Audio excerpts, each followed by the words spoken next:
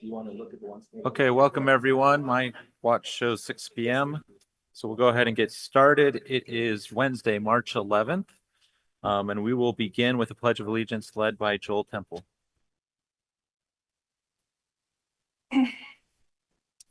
Pledge allegiance to the flag of the United States of America and to the republic for which it stands, one nation under God, indivisible, with liberty and justice for all. Thank you. We'll now have our roll call starting at my left. Ann? Roll call. Ann Allen, no conflicts. Matt Wheelwright, no conflicts. Barbie Sutton, no conflicts. Lisa Jensen, no conflicts. Melissa Kendall, no conflicts. John Lyons, no conflicts. Joel Temple, no conflicts. And Jonathan Hill, no conflicts. Before we begin with our first item, I'd like to read a statement on the proper decorum for the meeting. Although this is a public hearing, only the presenters and those invited by the commission may speak or ask questions unless otherwise invited by the chair. Please wait to speak until called on. When speaking, be sure to speak into the microphone so that the record is clear. Please state your name and city of residence at the beginning of your comment. Please limit side conversations as they interfere with the audio recording of the meeting. If you need to have a conversation, please step out of the chambers. Please do not attempt to interrupt or speak over others. Intimidating or threatening speech or behavior will not be tolerated at any time. Please refrain from clapping, cheering, booing, or being otherwise disruptive during the hearing. Okay, so with that, we'll move to our first item. The Airport Services Department requests project plan approval for additions to the Provo Airport Terminal in the Airport A Zone located at 1331 South Skyway. And Dustin will be presenting that for us. All right, thank you. Okay, so this is the kind of an overview showing the location that we're looking at today for this expansion on the airport terminal. So this is phase 3 of the expansion project that they're working on down there at the airport. The design of this proposed addition is going to tie into the existing terminal and have that continuous flow into the existing design. As far as the square footage that will be added here, it'll be 50,000 square feet of gate hold room, future baggage handling, and tenant lease space. And then here we're looking at kind of the phasing plan and the site plan. The addition in this phase adds to the north side of the terminal. Future phases will add to the south side of the existing terminal. The expansion will displace some of the employee parking, but there's still going to be adequate available parking. And the code for the airport zone requires that the airport director review the parking. He has done that and finds that it will be sufficient and has provided his letter in the staff report attachment 6. So that's all I had. If there's any questions, I'd be happy to go over those. Great. Thank you, Dustin. Any questions for staff? Lisa? Can you show us on this site plan, is the white area that's inside of the box phase 2 that just got done? Yeah, I believe that in that darker at the bottom outlined portion there, the white part, that would be phase 2. Okay. And then it says future baggage handling space. I thought that was also part of phase 2. So is there going to be more future baggage handling space, or did we misunderstand what has already happened? That's what was in the application that we reviewed. The airport director's here. We can get more information on that from him. Okay. And then maybe this is a question for the airport director also, but I understand he has the prerogative to say there's enough parking or not, but I'm wondering how, if they're going to almost double the number of gates. And the parking lot is almost always very full as it is, how there's going to be adequate parking, because that's a curious thing. But I guess you don't have that answer. Yeah, I would defer to him on that as well. Any other questions for staff? Okay, thank you very much. We'll now invite the applicant forward. You'll have 15 minutes to present. And at the end, if we have questions, we'll ask them. Brian Torgerson, Director of the airport. Happy to address your comments. Dustin did a great job explaining the project, and you are correct. That white space is phase 2. Tricky thing about this project, phase 2 and 3 really should have gone together. It's being constructed together. It's the only reason it was separated is because of FAA funding requirements. We had to speed up design process on enough of the project to take advantage of some FAA funding. So otherwise it would have been one complete project. That's also the case with the parking. So while we do have enough parking today, doubling the gates, obviously we are going to need more parking. That is the next phase, which it's being designed currently by our consultants. And our hope is to go to construction on parking this summer as well. So by the time that this phase is completed, we should have additional paved parking lot as well.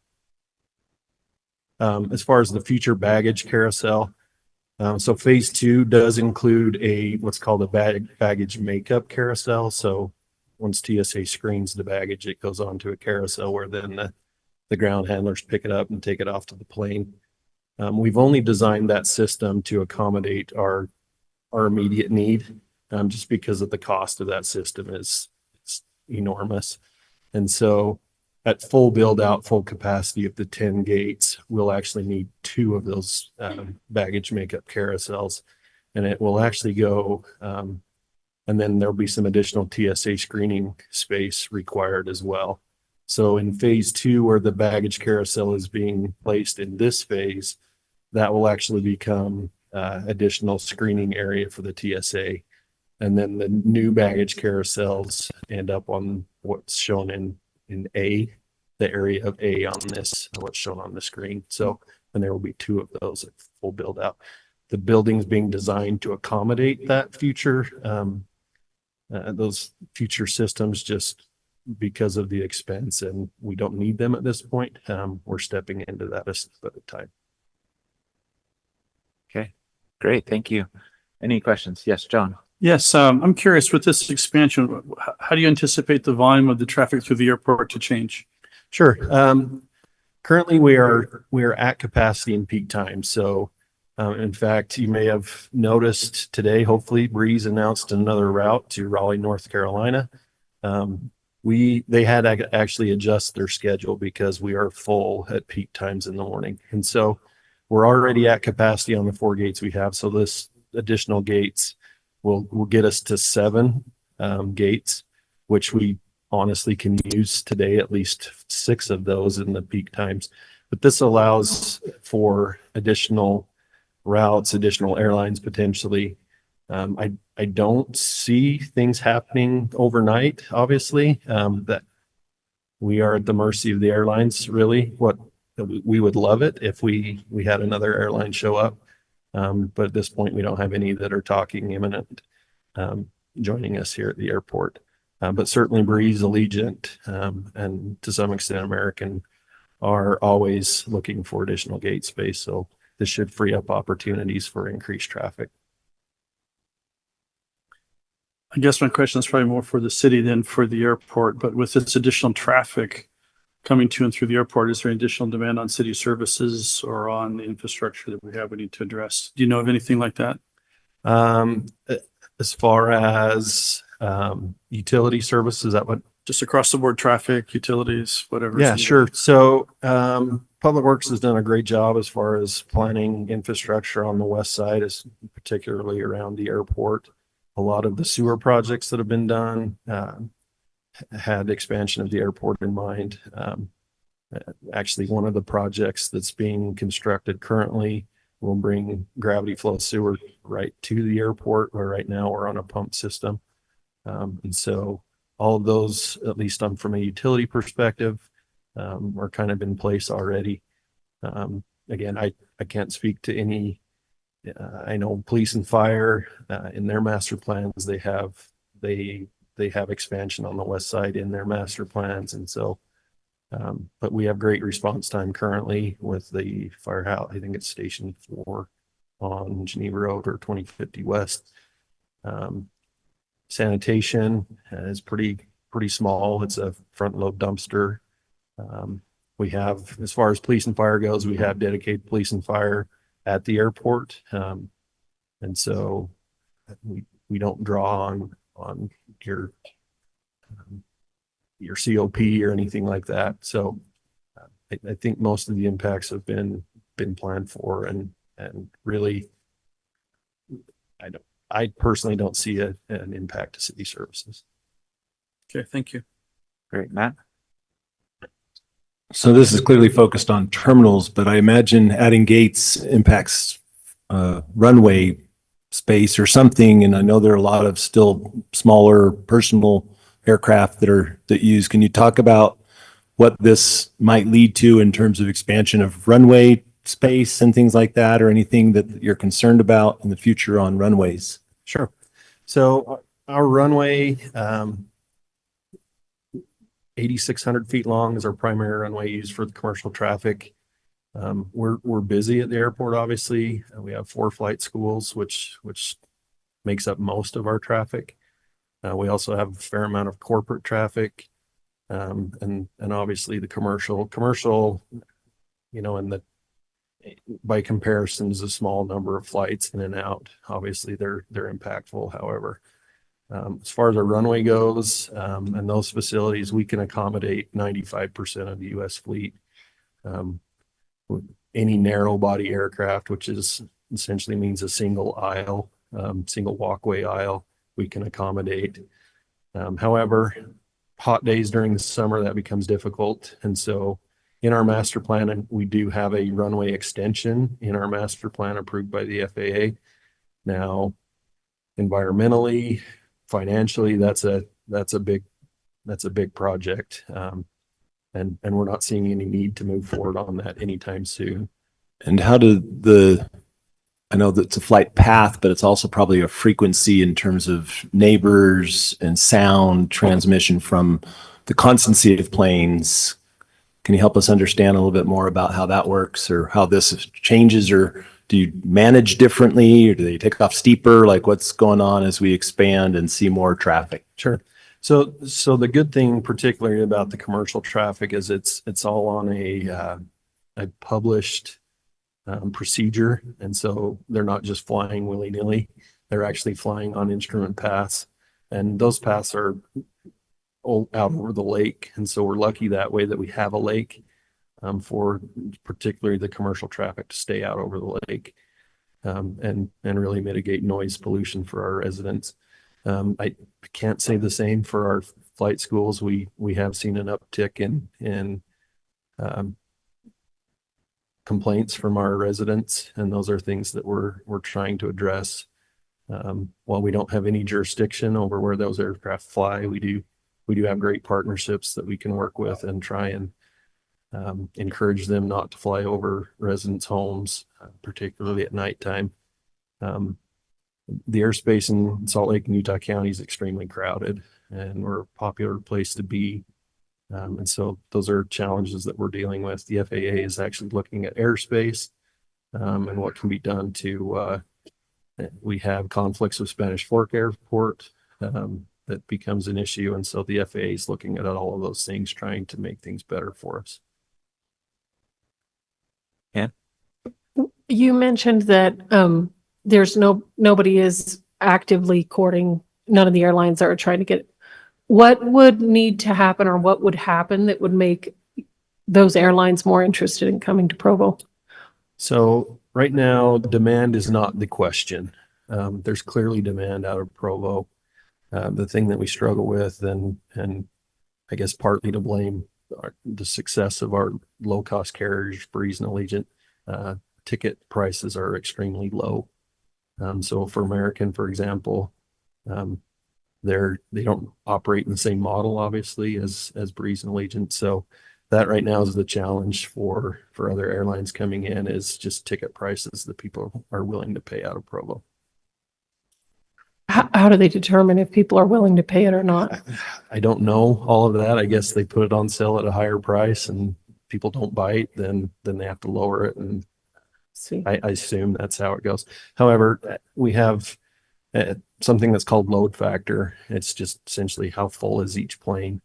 And our carriers are over 90% full on all their flights. Phoenix, American to Phoenix struggles a little bit just because we have so many seats going to Mesa and Phoenix on the other two carriers, but seats are full. Airlines are doing great. Great. Any other questions for the applicant? Okay, thank you very much. Thank you. We'll now open this item for public comment. Before we do we have any neighborhood chair members here? Do not see any, so we'll open it to the general public. When you'll have 2 minutes to make your comment, and when your time is up, you'll hear a ding and your microphone will be muted. Please begin your comments by stating your name and place of residence. And also please remember that this is for public comments, not questions. If you have a question, you're invited to ask one of the staff members around here about it. So with that, if anyone would like to comment on this item, please come forward at this time. Okay, not seeing any, we'll close public comment on this item and bring it back to the commission for discussion. Where do we stand? I feel like we kind of already approved this when we approved phase 2, knowing that phase 3 was coming, and we'd already talked about all the pertinent issues then, so I don't have a problem with it. Okay, any other thoughts? Okay, yeah, I think this has been a long time coming. We've kind of seen the trajectory and where it's going from here to going forward. So this is just another kind of step along that path. Are we ready for a motion then?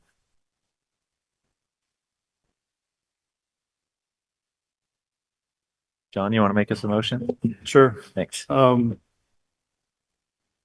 I move that item 1, so I move that the Planning Commission approve item 1, the Airport Services Department requests project plan approval for additions to the Provo Airport Terminal in the Airport A zone located at 1331 South Skyway. I'll second. Okay, any discussion on the motion? Okay, we'll begin voting. Aye. Aye. Aye. Aye. Aye. Aye. Aye. And I'll vote aye, and so the item passes unanimously. Let's go ahead. Item 2 has been continued, so we'll go to item 3. PEG Development requests ordinance text amendments to Provo City Code 14.23, the ITOD zone in association with a proposed mixed-use redevelopment project in a proposed ITOD Interim Transit Oriented Development zone. Aaron Ardmore will present that for us. Okay, thank you, Commission. So this item is a citywide application, has citywide impact, but has been brought to you from the applicants of the next 3 items. But we'll handle this one separately because of its citywide impact. So for my slides, I just have the proposed language. So you've got the staff reports, so you hopefully have read through those and understand kind of the history of the ITOD zone, why it's been interim for so long, and the upcoming transition to a full TOD development zone. So we're excited about that. But for the time being, these applicants are wanting to move forward. The ITOD zone is the zone that exists and is the best fit for their proposal. Granted, there are some code amendments that need to happen to line up with their concept. So just kind of highlighting those. First one is adding townhomes as permitted use, then increasing minimum square footage for specific uses within the ITOD zone, adding an exception to lot standards for owner-occupied units, then removing some maximum setbacks. You'll see that on the bottom right corner of this page, but that goes on to the other page, where currently there's a maximum setback of 6 feet for front and street side. The proposal is to remove those. You'll note that is one of the amendments that staff had more concern about than the others, just because of what that would do to the environment of the TOD area. Next is removing transitional building height standards But they've actually replaced that with subsection 8 there on the left-hand side of the screen. So just kind of cleaning that up and simplifying it as a transitionary standard to whatever zones might be adjacent to the ITOD zone. And then decreasing the minimum habitable main floor depth. This isn't a new idea that has come to us. Like, a lot of developers have come to us with this concern of our habitable main floor depth in the primary and secondary streets within our downtown zones, including the ITOD zone. This is the first group that has actually brought the proposal forward to make an adjustment to that. And then there's some various other updates, just kind of cleaning up language, correcting references. You see number 6 there stricken. We're happy to have that. We've realized that probably wasn't getting to the goal that we had for design. So happy to see that removed. But that's probably all I have to present. And like I said, you have the staff report, so I'm happy to answer any questions from that. Great, thank you. Questions for staff, John? Yeah, a couple of questions. What's staff's view of this change into the width requirement going from 40 to 30 feet? Is that so we didn't get any staff recommendations, or what so in terms of, there's a lot of we're not doing details here. staff recommendations. The habitable space has, like I said, has been an issue for a lot of development. It kind of runs against a lot of kind of standardized plans that a lot of these groups have. Because it's a minor change, I don't think we had too much concern about it, but Bill might have something more to say. Yeah, we don't have a problem with this. 30 feet is the standard in the downtown zones, and 25 feet is still very occupiable. The point is that people are living and occupying that street edge. It's not dead space. So it still accomplishes those goals. So we don't see that as a problem. Yeah, it's not so narrow that it's going to be like a false front door and false front windows. It's a usable space to activate the street, which was the goal in the beginning. What about the height? So the height, we've seen a lot of concerns about the height. The height currently is up to 100 feet. This doesn't really change that. It just kind of changes how they handle the transitions to the adjacent zones. And that's pretty similar with what they wrote, is pretty similar to our transitionary standards in 1434-300. So I don't think there's much concern with that either. Is there a recommendation from the staff on this item for the commission?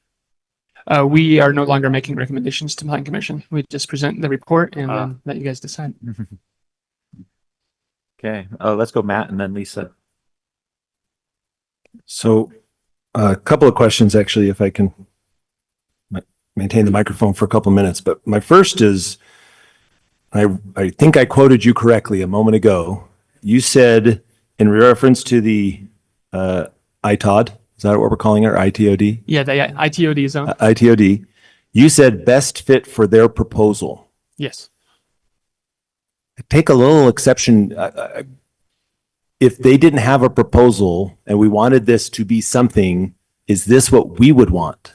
What the city, right? Because I look at the some of the later ones on the zone, and I think, well, we have a bunch of different zones kind of staggering, and the true TOD, in my mind, should be closest to the front runner station, and yet it looks a little to me like we're hopscotching a little bit.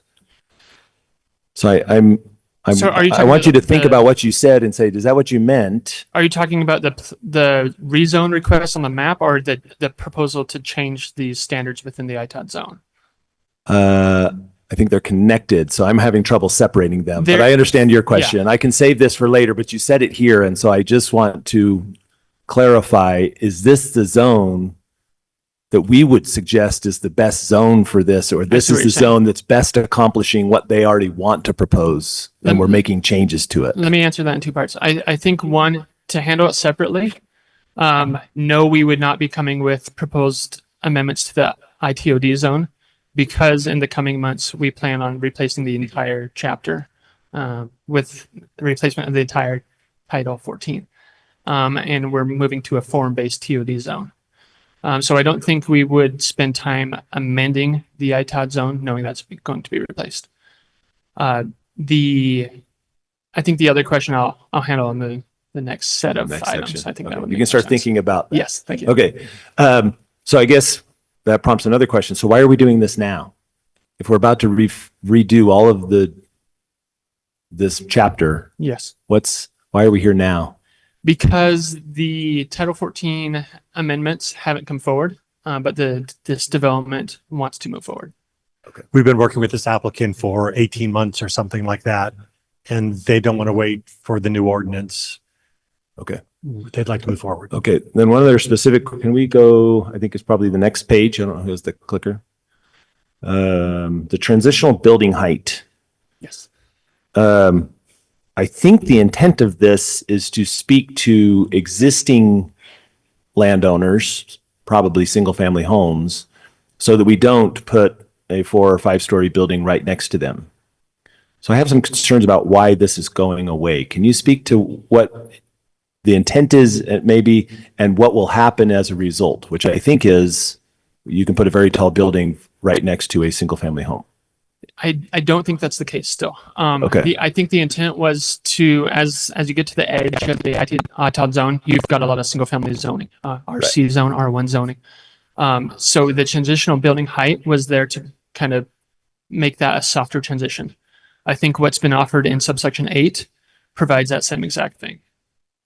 Subsection, point me to, On the left side. left side. the projections into the yards. So what they're doing is they're Above it. really moving the transitional building height to a transitional here. yard requirement standard. And then there's a stepping height process when you're adjacent to a residential zone. So, okay, but doesn't that mean the building could still be tall? It just has to be a little further away. That's, Yes, if you're going right up against the R1 or the RC zone, yeah, you're going to have to scale down the building until you get further away. And then you can step it up. I have 2 questions. That's kind of a common Lisa practice and- for all of our downtown zones. But yeah. Okay.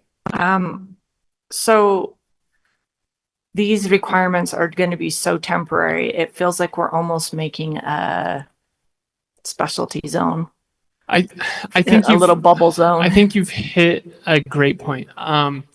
That has let staff not be as concerned about much of these amendments because it is such a limited time situation.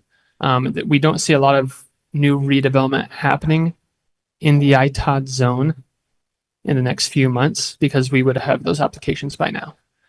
We anticipate the Title 14 rewrite to be in place, and then these all go away anyway. So does that mean that the new TOD zone requirements wouldn't include similar standards? Are they going to be that different? It's quite different. How do they compare to the TOD zone that's being written? There's still a strong transition standard. We wanted to make sure with our consultants that was kept in the new TOD zone. But like I said, it's going to more of a form-based. So it has a lot more to do with what the buildings and the street and the open space look like and how it interacts with adjacent properties than it does with kind of the typical Euclidean zoning standards that we have now. So it doesn't talk about use as much as space. Design, yeah. And there's different segments in the new TOD zone, not to get too far off topic, but there's different segments. So there's different kind of village areas, Right. if you will, that have And those obviously standards. that can change if people don't like, if it doesn't get approved. Right, still has but to be approved by the city. I just want to make sure that we're not going, because you see it as an asset, that there's a small window of time for this to be applied, but I see it as a possible negative because we're basically just giving them a willy-nilly exception to do whatever they want for this little bubble of time. So I wanted to make sure. Okay. My next question, in the staff report, on page 4, it says, while the proposed amendments can help meet some general plan goals like encouraging mixed-use development, infill, and housing next to transit, They may also have some hindrance on some transportation goals related to connectivity, congestion, and mobility. And I was wondering if you could give examples of what possible hindrances the amendments would pose to those goals. I think the removal of the maximum setbacks has a pretty significant impact on the environment that a Like a TOD zone walkability. is supposed to provide. Okay. Or a I think pedestrian that's scale. probably the biggest example I could think of offhand. Okay. Next question. If these exceptions, so these are more like there was a whole bunch of owner occupancy exceptions in there, or language, except in case of dwelling units intended for owner occupancy, these standards apply, excepting. So if these exceptions encourage owner occupancy, why would they be a bad thing? In your opinion? You mean the lot area width and frontage standards? Yeah. I don't see those as being a bad thing. Because the way I read them, they're not applicable to like the big apartment buildings or anything else. They're just in this particular design that's coming forward in the next items that this would relate to. It would be the townhomes and the ones that are slated for owner Right. occupancy. And the way we handle townhome development is would make these changes not required. We handle lot area, width, frontage, and setbacks on a townhome development on the overall common area and not on each individual townhome pad, because that would never work, right? So you so I don't think- even really need these amendments is what you're saying. We wouldn't need these the way we Okay. review this and approve these. But they proposed it, so it's in front of you. Okay. I have a question about owner occupancy enforcement in a development, but I think that maybe isn't Might be. along with the language of this, Yeah. so I'll hold that one. What I remember when we made the freeway commercial zone. Okay. That we talked about these transitional step down height standards that is being applied in a yard setback, but similar purpose. What was that current transitional standard that we just created for the freeway commercial zone? The freeway commercial 3 was a pretty specific, so specific there had to be a drawing put into the code. Okay. So this many feet away, you can go this high. And then there has to be another space of open, and then you can go a bit Oh, higher. so it wasn't like Yeah, a 1 to so- 2 like this Yeah, one it is. was Okay. a bit more complicated on How that does C3 it zone. like, is it comparable scale wise? If you were to do a ramp, would it match with the points of the lines? No, I think that FC3 zone is a much more gradual height increase than this or what you see in the downtown zones. Okay, so this would have more height in your face. Yeah, That's written. it would be a more abrupt change. Okay. I guess 1 to 2 would be like a 90-degree angle. Okay. I think I had one more. Nope, that's it. Okay. Anne? Okay, I'm here. So I just want to make sure I understand. So we're going to remove the 6-foot maximum front yard, like they can just come right out of the sidewalk? Is that, and I No, think, so the proposal is to remove the maximum setback so they can go back further than 6 feet from the sidewalk or property line. Where all right, current maybe code, I'm- we would force them closer to the I'm street. misreading, it says leaving no minimum or maximum setback. So there's no minimum. Yeah, there currently is no minimum, Okay, so that's not being changed. so they can come out of the They sidewalk can anyway. they can build right up to the property line. My second question is, how come you guys aren't advising us anymore? Seems Uh, like you're the best people to advise us. Isn't that what we pay you for? That was the direction given to us from our administration. Oh. Can we write a letter? Who do we write it to? Administration. Okay. I have Other another, questions? I have a question. Sorry. Okay, Barbie, and then we'll come over here.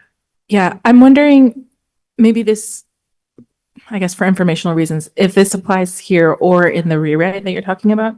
I'm wondering if you have addressed, like, Development Services has addressed, kind of what I want to say is like promoting small scale ownership and development versus like huge scale, because I've talked with various people and we were just chatting about how this part of downtown here is like the best, most attractive part of Provo, you know? And that's because the lots were small and people built them little by little. And I am wondering if there's a way we can promote the kind of conditions that would replicate that. Because I think these things are good, but I also think that we need to think about, like what I want to say is it's kind of a big idea, I guess, but I want to say helping people here, local ownership and in wealth building, rather than it being some outside force with a lot of money that comes in to just kind of like extract.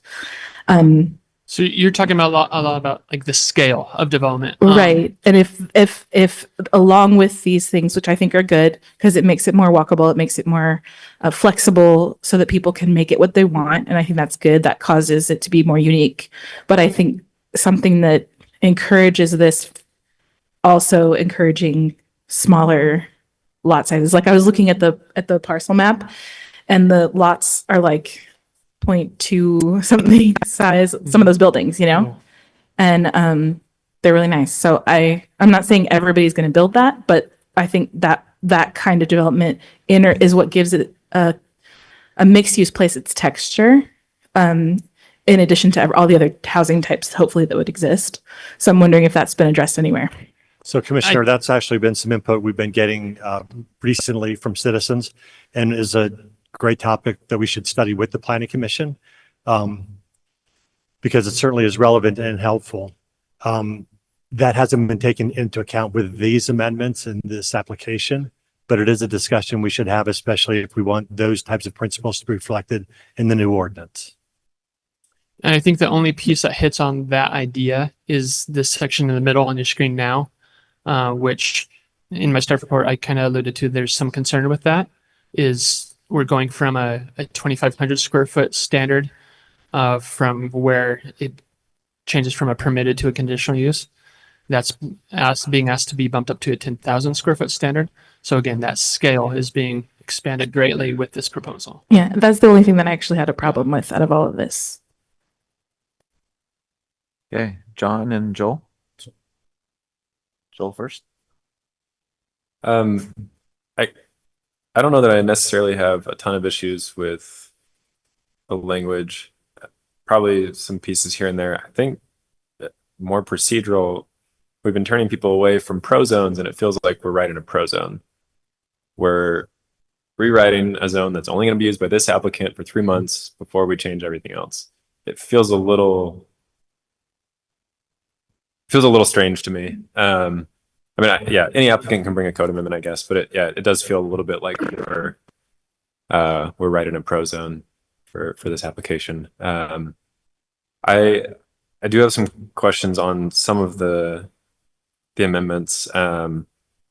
So this language here about except in the case of dwelling units intended for owner occupancy. So does that mean if it's for rental, lot area, lot width, lot frontage do not apply?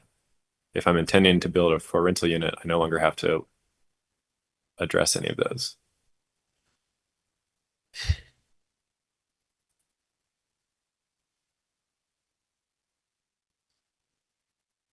No, so I think what they're saying, like for lot area, I think there's given an exception for owner occupant units, so the townhome units, or any owner occupied unit in an ITOD zone. The 20,000 square foot lot area would not apply. For a rental apartment building, mixed use, commercial, the 20,000 square foot lot requirement would apply. If intended for owner occupancy. If not intended, except in the case of dwelling units intended for owner occupancy, the minimum lot area is 20,000. The original ITOD zone was not contemplating townhouses. I think the applicant is thinking that these are needed in order to make the townhouses work. As Aaron said, the way we interpret the ordinance, we're not sure these are really needed if this is really for the townhouses, but we're not opposed to these amendments in this case. Maybe the wording is confusing then. So yeah, maybe can you just explain that? So if this applies to anything intended for owner occupancy, or the only ones for sale, the only ones for maximums do not apply. occupancy were going to be the townhomes. So to simplify it, Joel, to develop in the ITOD zone, you need 20,000 square feet of land. You need 100 feet of lot width. You need 100 feet of lot depth. Except if you're building a owner occupied. I think they were afraid that those standards were going to apply to every lot in the townhouse development. Every townhouse lot would have to meet that, I think is I see. the fear they had. That's a big townhouse. Yeah, yeah. My other question are amenities typically expected to be provided for the public, or are they intended for the use of the building occupants? The occupants. Yeah, in that case, I don't think I really have an issue with it being on the roof, underground, whatever, but yeah, for discussion, I guess. For future consideration, I do think that for walkable type places, it would be good to have even just a tiny little parklet type of thing that is like facing the public space be available, because I think having those neighborhood spaces also increases like eyes on the street and things like that, where if it's all turned inward, you don't get everybody watching what's going on, making it safer. Agreed. Okay, John? Okay. Any other questions for staff? Okay, thank you very much. We'll now invite the applicant forward. At this time, you'll have 15 minutes to make your presentation. Good evening, Mr. Chair, Commissioners. My name is Robert Schmidt with PEG Development. I'm not going to spend a lot of time kind of going through specifics or details. I think Karen did a great job covering that.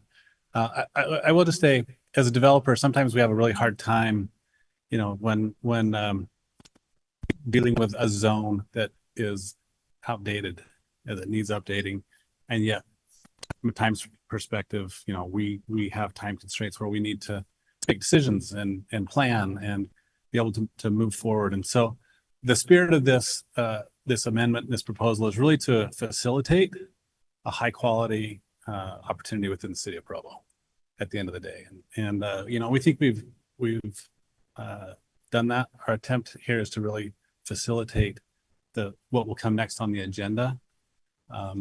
But the discussion's been had, the length and life of this zone, and our intent is certainly not to create our own personal little zone, but really to facilitate something that's meaningful in the city of Provo. So happy to answer any questions you may have, but we can get into further specifics of the project itself as we get into the next agenda items. Okay, thank you. I have a question. Barbie? And maybe it's more for Aaron, I don't know. But and it says, when it says except in the case of dwelling units intended for owner occupancy, my worry about that would be like you can intend it and then it won't be later. There's no method to make sure that they are owner occupied if that exception is given, and that gives me pause. So maybe that's a question more for maybe let me take a shot at kind of rephrasing the way we viewed this.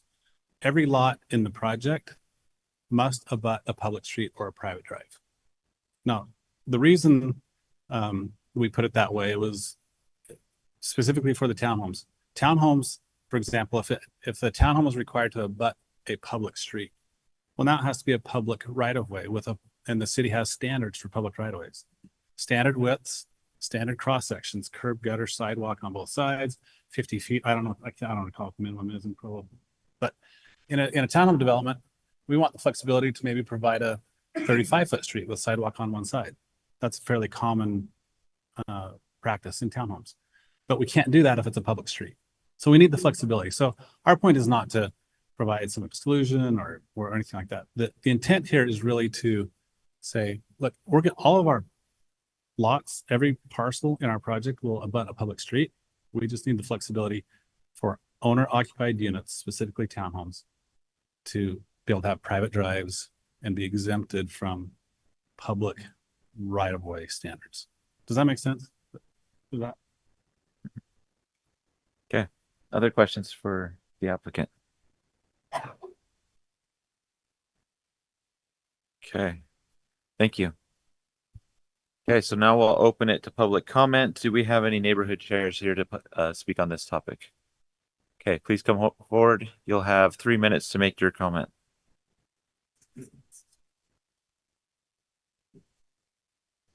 Mr. Chairman, before the first comment, please be aware that there's 4 items to be heard, and this public comment right now is only for the text amendments. We're going to take a lot of public comment on items 4, 5, and 6 in just a minute. But what we're asking for right now are public comments that relate specifically to the code amendments. Thanks. With that clarification, I'll wait till the next item. Great. Okay, so we'll open it to the general public. Anyone want to make a comment specifically on the text amendments proposed here? Come forward, please. I do have a concern. If they're, Shelley Jensen, I'm in Provo.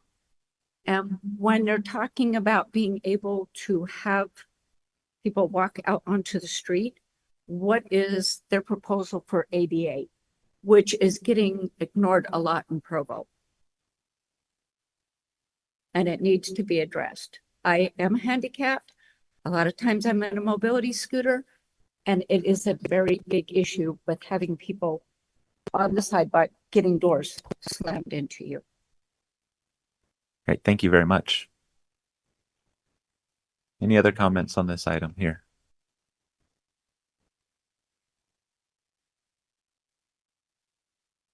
Hello, my name's Neeland Roberts and I reside in Provo. I would like to essentially agree with her, especially about the last item that was said. They want to be exempted from public right-of-way standards. They want to be exempted from standards, which would cover the ADA and such. I think a lot more consideration should be made to the knock-on effects of those. Thank you.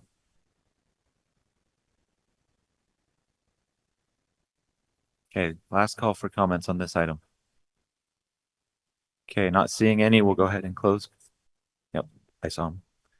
We'll go ahead and close public comment and bring it back to the commission for discussion. And I think Aaron has something he wants to say for us. Yeah, I would just hoping to address those 2 comments and some comments that have been said.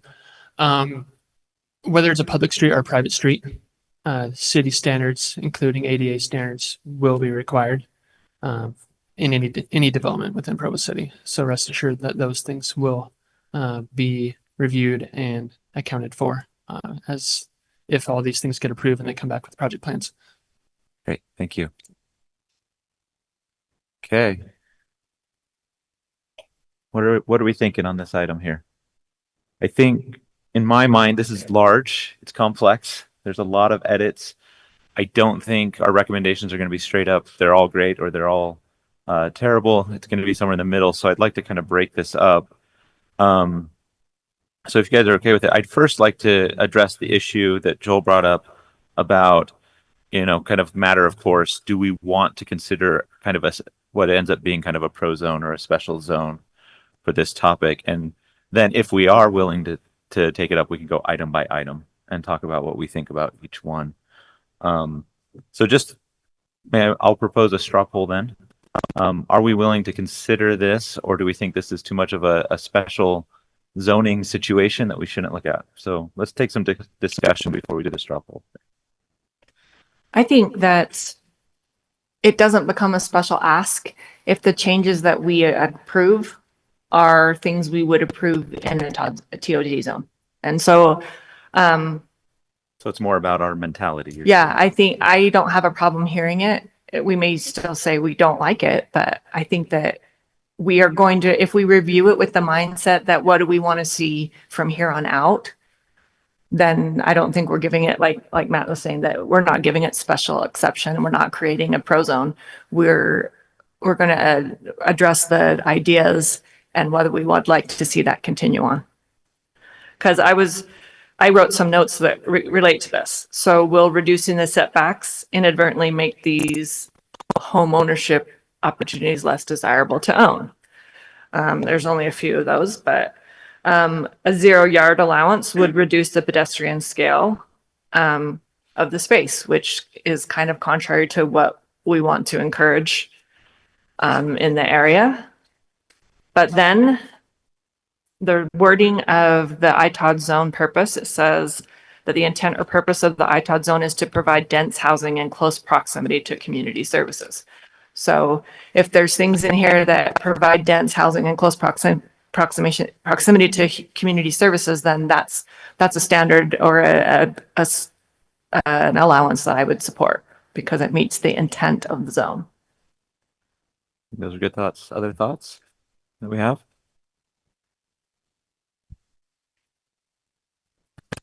So I agree that I'm willing to consider this question. Yeah. Matt? And I'd agree that we should consider it because they've already been working on it so long and the city's been working on it. I guess my one real thought is, maybe it's a question to staff, is since you're going to rewrite the chapter, are most of the concepts, maybe not exactly the language or the complexity of some things, but are the concepts something that you would want to see in the new code, or is there anything here that's jumping off? I know you're not making recommendations, but is there anything you're looking at, we're not going to do that in the new code, or you're not going to do that? And are we setting up to cause trouble, or are we setting up to say, no, this is actually great feedback because we got a very engaged developer giving really good, what I would categorize, most of these are ideas about flexibility to get good outcomes, but they're a good, let's say they're a kind of a partner to good actor. If a bad actor comes in, this is the staff's job, is to make sure that a bad actor doesn't abuse these and get something that we don't want. And that's where the magic of writing the code, I think, really kind of gets technical and nuanced and hard. The challenge is really in that.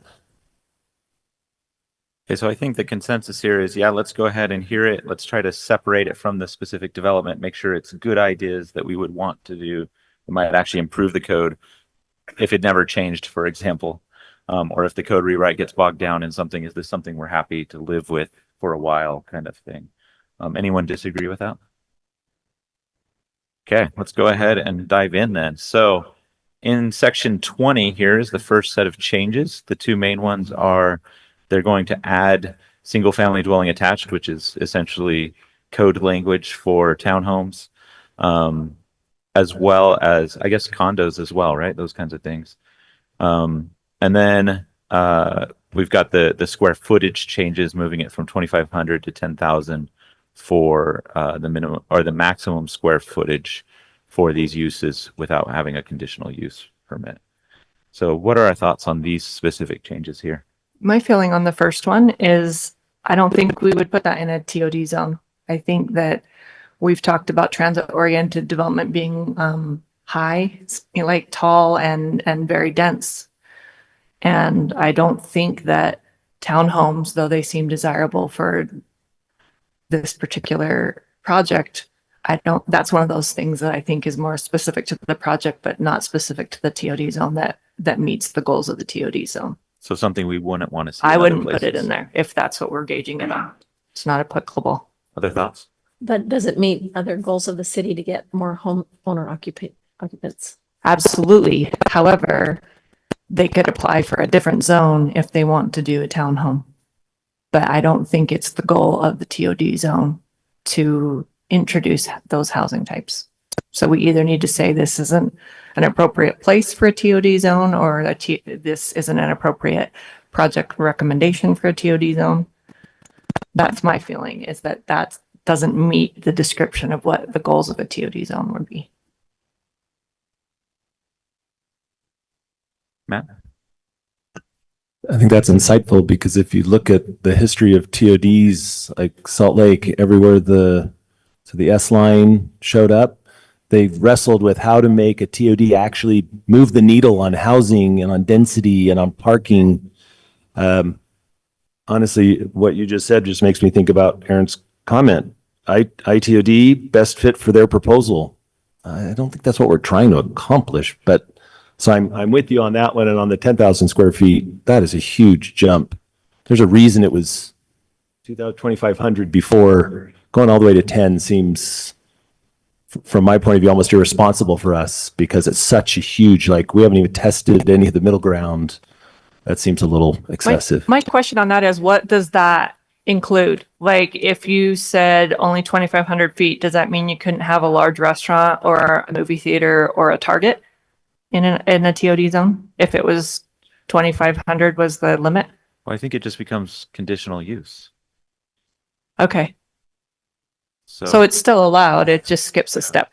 yeah, it Yeah. just makes it But easier. then why go from 2,500 if they can still do it? Yeah. If that feels I like a agree. huge leap that we're opening the door to less oversight I in agree. a very large box store or anchor, maybe we should have some oversight. Yeah, I think I would be open to changing that number if I think there was good data to indicate that, there's no such thing as a travel agency under 2,500 square feet or something like that, right? I wrote in my notes that I was more comfortable maybe going to 5,000 square feet, something small, right? But I tend to lean that way. They're still allowed. We just have a little extra review on it. And so that's not a bad thing in my mind. So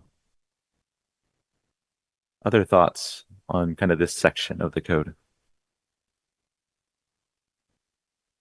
Okay, are we ready to move to the next set? Do you want to do straw poll motions as we go? Yeah, I think so, just so we know where we stand, because we're gonna have to build a big complicated motion at the end, I think. Melissa, can you take notes on what we decide on this so we can build that motion? Thanks. Okay, so let's break this up actually a little bit. No, because I was think they're distinct. saying, do you want to do a straw poll for those first two? Yeah, on that's what I'm section saying 20? is I'm Oh, going to okay. divide it even further. I agree with you. Because I think they're separate from each other. So let's just do a quick straw poll. So I'll just ask you to raise your hand if you're in favor is how we'll do it. Since they're informal, I'll say the count out loud for the record. So single family dwelling attached as added as a use classification. How many of you would be in favor of that edit? Okay. Okay, so I'm seeing 3 hands on that one. There's 8 of us present, so 3 out of 8 would be in favor of that one.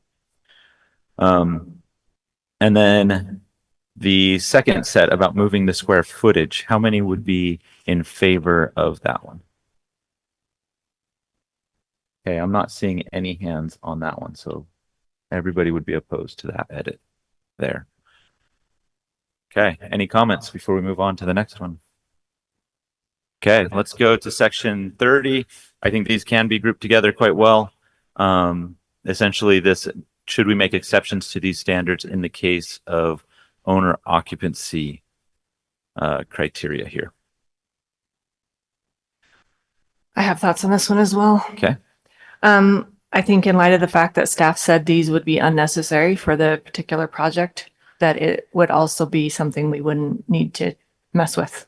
It's not a standard that we feel strongly about. And, so I think it's unnecessary. Other thoughts? I mean, I think I would tend to agree in light of their reading. I actually, in the project this is related to, even though we're trying to separate it, like kind of townhomes around the edge to create a little bit of a buffer and some home owner occupancy, etc.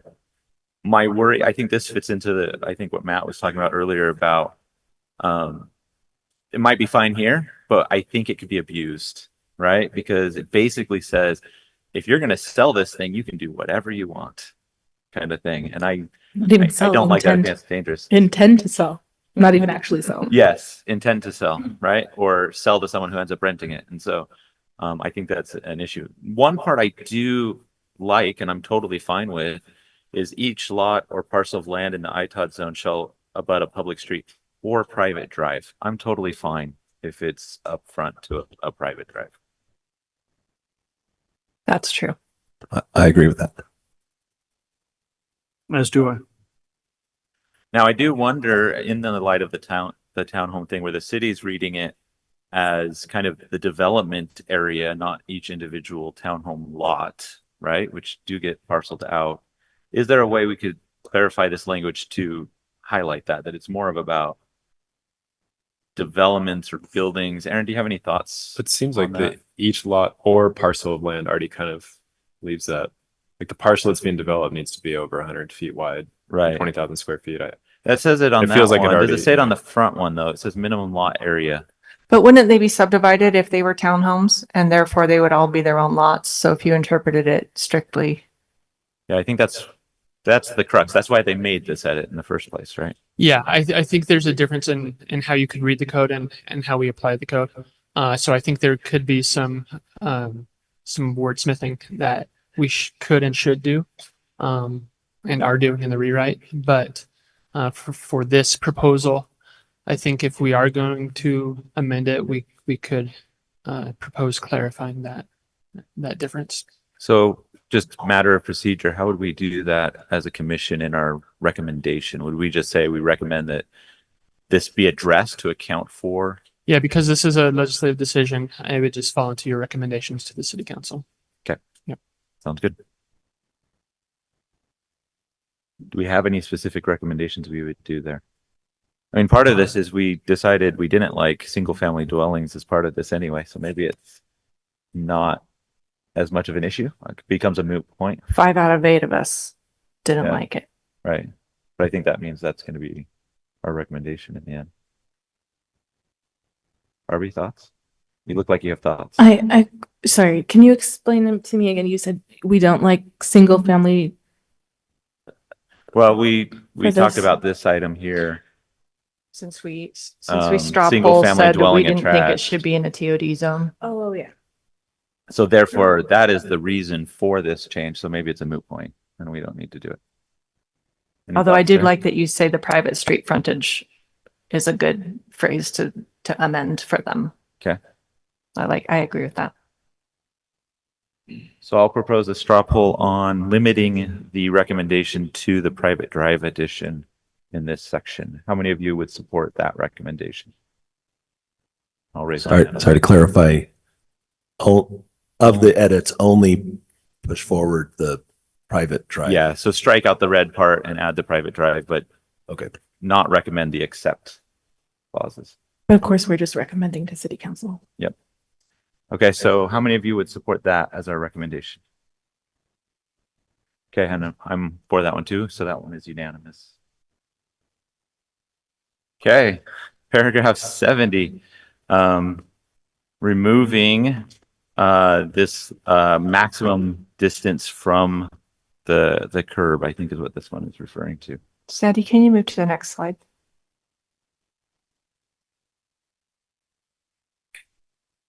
And the side yard, yep. So these are interesting. Most of our zones have minimum distances, and this one is a maximum distance. I think in their justification, if I remember correctly, they were talking about, plaza areas and things like that kind of getting in the way because it created what amounts to a larger setback than that. And that is an interesting thought, right? We think about walkability. Barbie brought up little parks and things that would be exposed. Does that make it so a maximum gets in the way of those kinds of things? I would say so because I think it would be nice for them to be able to put amenity space in front if they want. That is sort of semi-public, basically. Semi-open. Yeah. I kind of think the market would dictate this if we don't care how dense it is. And Yes. we're trying to say, don't make it, or we need it to be more dense. I think they will do as much as they can. Like, I don't think we need to ask them to put more in. Yeah, I think that reflects some of my thoughts of, I've never seen a developer be like, 10 feet's just too close. I want to be farther away, right? They want to fill their lot and maximize their usage of the land. The only time they would is in the case of we have a plaza or a public space or something that we believe is beneficial and raises the value, but would change that. And so I kind of lean towards, hey, let the market decide. But maybe there's a use case here. In fact, Aaron, I'm just curious, is there a particular concern the city has that they can envision happening, knowing that builders tend to like to fill their land as much as possible? No, I think it gets away from the idea of building to the street, as we promote in their downtown zones. I think there's a precedent in the DT1, DT2 zones that has an exception for a maximum setback with a courtyard or plaza. So that's been written into those two zones. the same idea could probably be written into this. So we could And create or language future that TOD zone. matches the DT zones. Right. Yeah, I think that makes sense because they're really nice, pretty dense formations you can do or construction you can do that has something in the front like that. And there should be room for that. So there's variety. So that having been said, do we try and pass it along with a recommendation that says, find the language in the DT1 and DT2 zones that matches this and amend it accordingly? Or do we say we don't like this?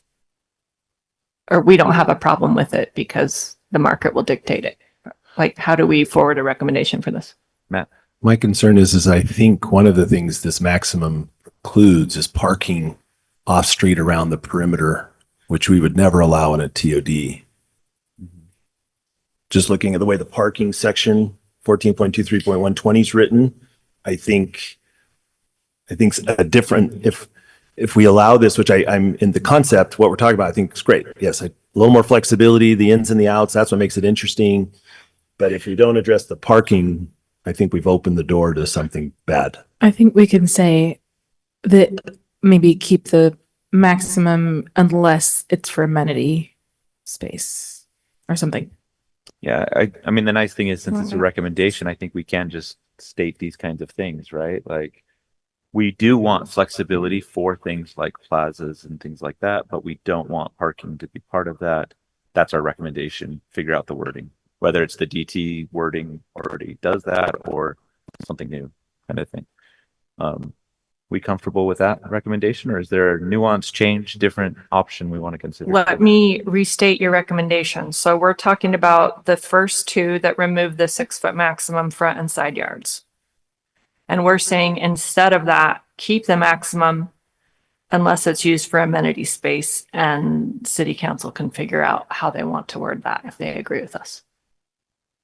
Yeah, I'm willing to even go looser and say we want this worded in such a way that emphasizes the need to bring it as close as possible, right? To maximize density and walkability, but allow for certain things, right?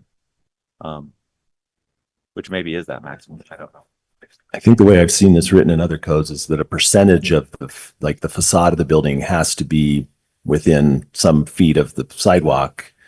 And in no place should there be parking that occupies that offset. Whatever they use it, because I mean, I guess it depends on how broadly we define amenity space.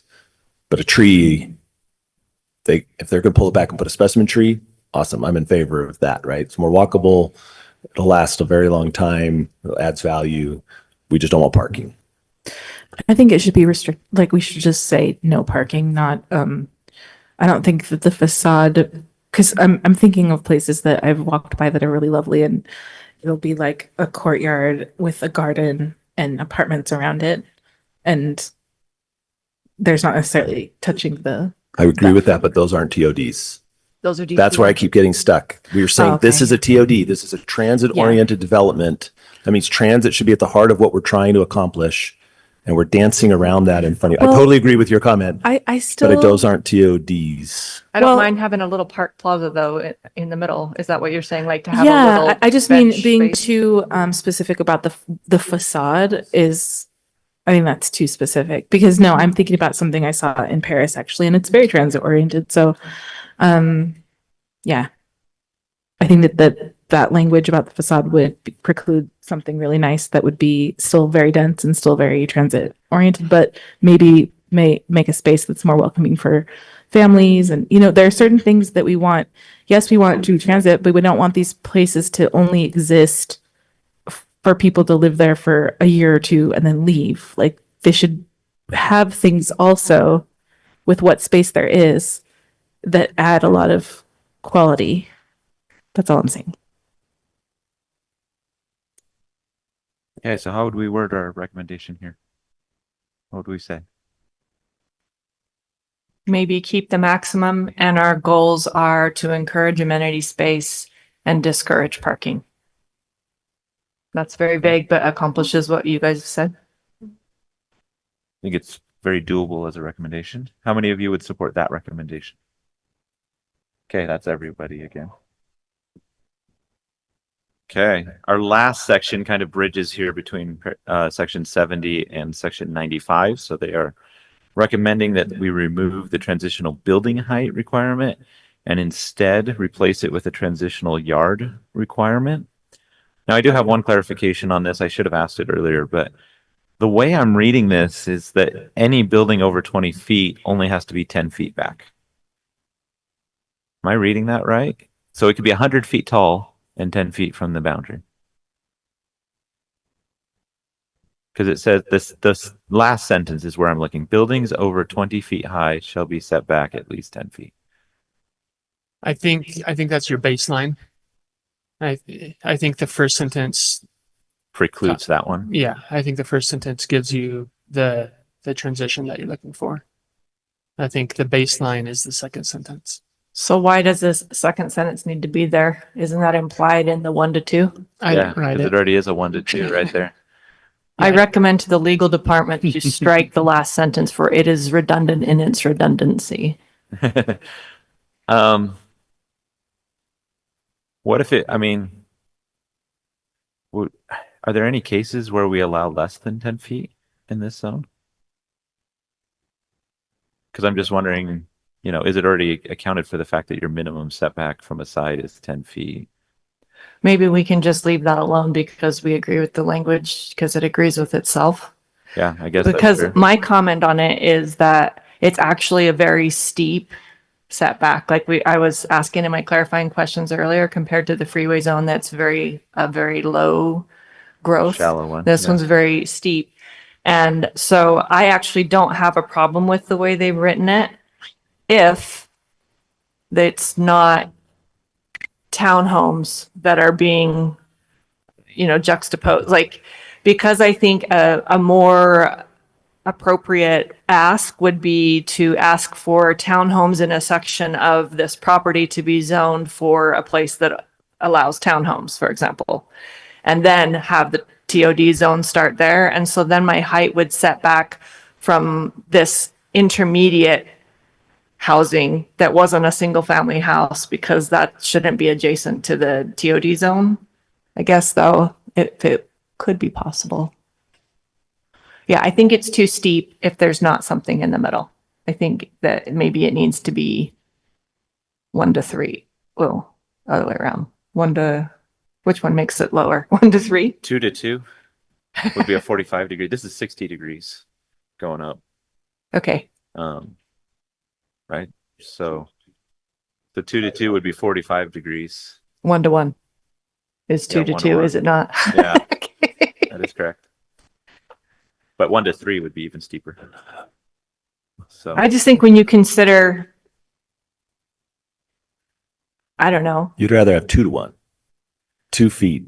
It's over, only 1 when foot it's, up, is it not only 2 when it's feet next up to and 1 a, foot up. single family or a low density residential? Cause I'm looking at like the housing developments that are immediately across from the train station. Those don't have a setback of, 1 to 2. Because everything around them is ITOP. But to your point, to your question, the current standard specifies what specific zones. They're just saying any residential zone. So that would include up to HDR residential zone. So it's probably not getting to what the intent is with just that vague of language. Right. So do you feel like having the yard setback standard accomplishes the intent of the setback better than the language of the transitional building height? I think it might go too much in the opposite direction.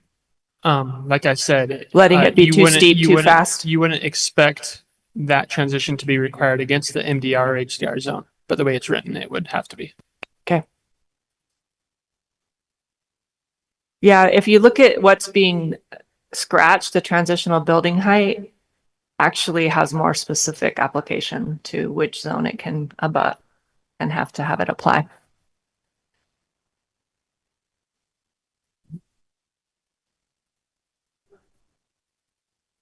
I would recommend not to change. Yeah. I would leave the transitional building height section and,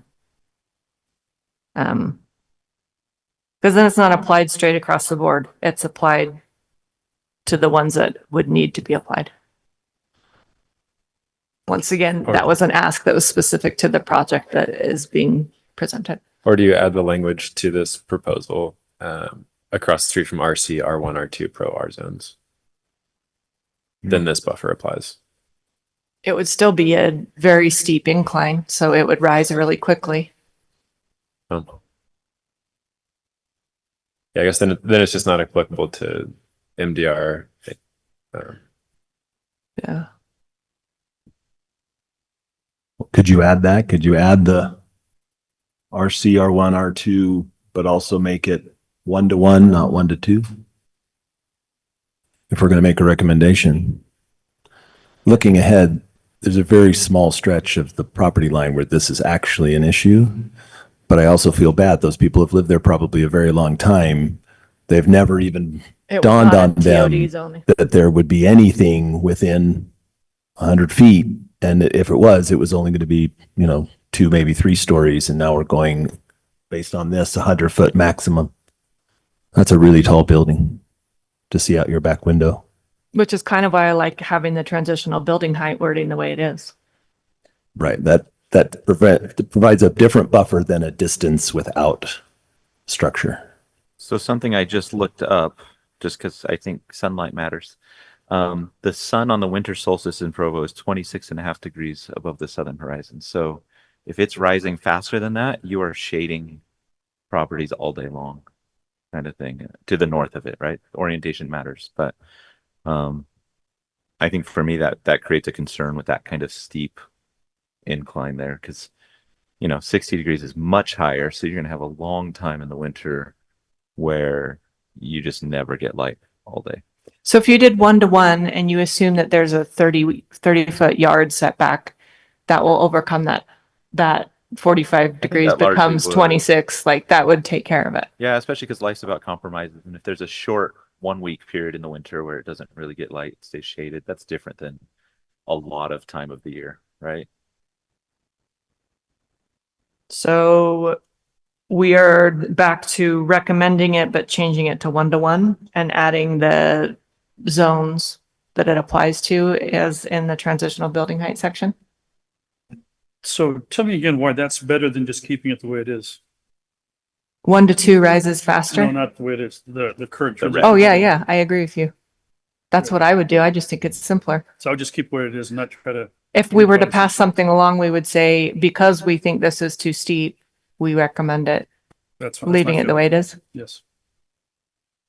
Does that accomplish our goals instead of messing with numbers?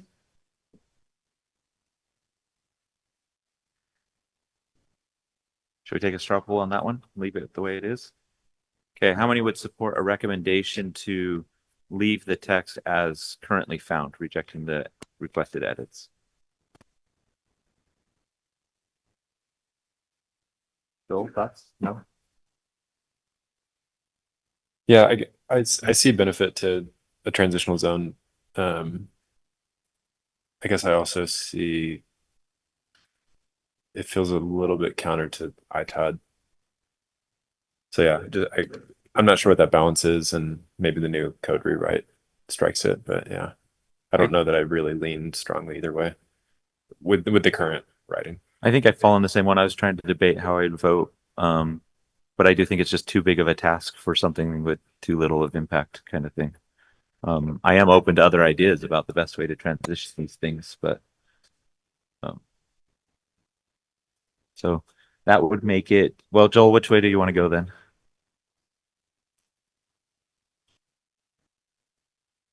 Continue. Okay, so we'll put this one as He's not for. Yeah. not for making the change was 7-0 with 1 abstain. We'll put Joel as an abstain on That it. works. Yeah. Okay. Okay, so I think that's all the edits. Nope, there's 3 more. Is there more? There's minimal habitable main floor depth requirement. Oh yeah, they're just. And then more there's minor. the slider Okay. doors, which I think maybe we could do that one just, of course, we're fine, staff's fine with, that's unnecessary. And the ground floor amenity space. Yeah, so. Oh, there's, we have that one too. Okay, There's 4 so let's more. take these one column at a time here, just to go quick. I think these will have less discussion. We good moving 30 instead of 40 and 25 instead of 30? Any comments there, John? Oh, just voting yes? Staff gave us good reasons that would be fine. Yeah, I think the fact that that's more standard, and in their justification, they wrote that this is more standard across the country. So, and staff said it was still livable, those kinds of things. So, who would recommend approval of this edit?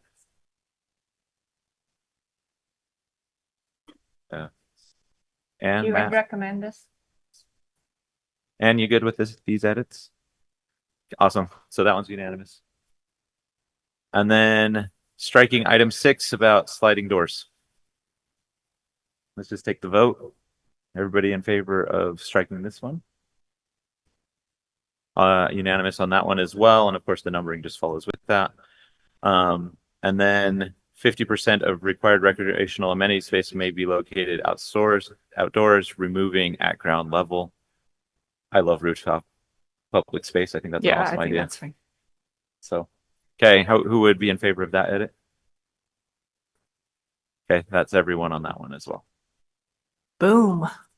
Okay, is that all of them now? Do I have all of them? It's a lot of edits. Okay. So, Melissa, can you summarize where we landed? Good luck. Okay, correct me as I go. Section 20, 3 out of 8 said yes to townhomes, so that is a no recommendation for townhome usage. Square footage change, 0 out of 8, so that's a no. Section 30, owner occupancy exceptions.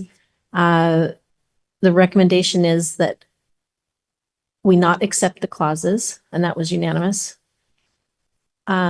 We did say that we liked having private drives or public streets abutting, so that was a recommendation. Section 70, we recommended that flexibility is good, but we don't want parking to be a part of it. So keep the max unless used for amenity space, not including parking, and that was unanimous. Section 70/95, building height requirement change was a no with 1 abstain, with the comment that it's too steep, so keep the text as it's currently found. Section 140, the main floor depths, habitable main floor depths, that was unanimous. Yes, we agree with that change. It's more standard. We also agreed with striking the sliding doors and windows. That was unanimous. In section 160, we agreed with that was the amenity space, striking the at ground level. That was unanimous as well. Okay, I'm going to try this. We'll see if staff complains. I move that we forward a recommendation as read by Melissa. That work? Second. Does it need to be a positive or a negative, or can it just be, we recommend that they considered the recommendation? How do we word it so that it's legally acceptable? Because you're making recommended changes, it would make sense to make a negative recommendation to the city council and recommend the changes as spoken by Melissa. Okay. So I will word my motion as I move that we recommend denial of the changes as presented with the amended recommendations as read by Melissa. Seconded. Okay, any discussion on the motion? Okay, let's start voting. Aye. Aye. Aye. Aye. Aye. Aye. Aye. And I'll vote aye, so that passes unanimously. Okay. Let's go ahead. I'm going to read in the next 3 items. I imagine that's what most people here are here for. So we can comment all of them at once, and they are all related. So item 4, Brixton Capital requests a general plan map amendment from the commercial designation to the transit oriented development designation for 23 acres of land located at 1095 South, 500 West, and 1200 South Towne Centre Boulevard. And item 5, Brixton Capital requests a zone map amendment from the RM and SC3 zones to the ITOD zone for 23 acres of land located at 1095 South, 500 West, and 1200 South Towne Centre Boulevard.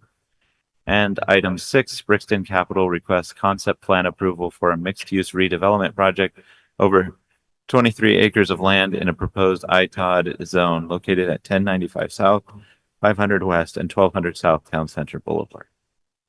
Okay, so with that, Aaron's going to present that for us. Okay, thank you. So the order of these was on purpose, is intentional. The item that you just made recommendation on, if that doesn't work, the following three don't work, and the same's true for each step, right? So the order matters, but I am going to present them all kind of as one redevelopment proposal, because they are so interrelated. Then we would expect three different motions. All right, so starting with the general plan amendment. So as mentioned in the notice language, the proposal is to change from the commercial designation to the TOD designation. That would enable them to then go and ask for the ITOD zone and push on with the concept and project plans. The general plan change is pretty cut and dry. There's not a lot of issues with that other than the issues that are kind of related to the concept plan, which we'll get to later. So let me move on to the zone map amendment request. As we've talked about the ITOD zone and proposed amendments to that, speaking to Matt's question, there really wasn't another zone that would enable the applicant to do the mix of uses in the scale that they're hoping for within our Title 14. So the ITOD zone was the best fit, although the changes had to be proposed to make it work. Trying to parse out separate zones for each kind of individual type overcomplicated it. So the ITOD zone, staff believes, is the best fit, but as you will note in the staff report, there are concerns with the overall concept, elements of the overall concept, and then kind of the impacts that this zone being in this area could bring. So which I'll detail more in the slides. So getting to the concept, this is really what is driving this whole thing. So as has been mentioned, 83 proposed townhomes, 1,300 proposed apartments through a phased development plan that also incorporates partial demolition of the mall, redevelopment of some of that commercial space into new users, and open spaces and amenities. The plan also removes the Shady Acres Mobile Home Park. So those occupants would need to find new housing. That's where the majority of the townhomes are being proposed.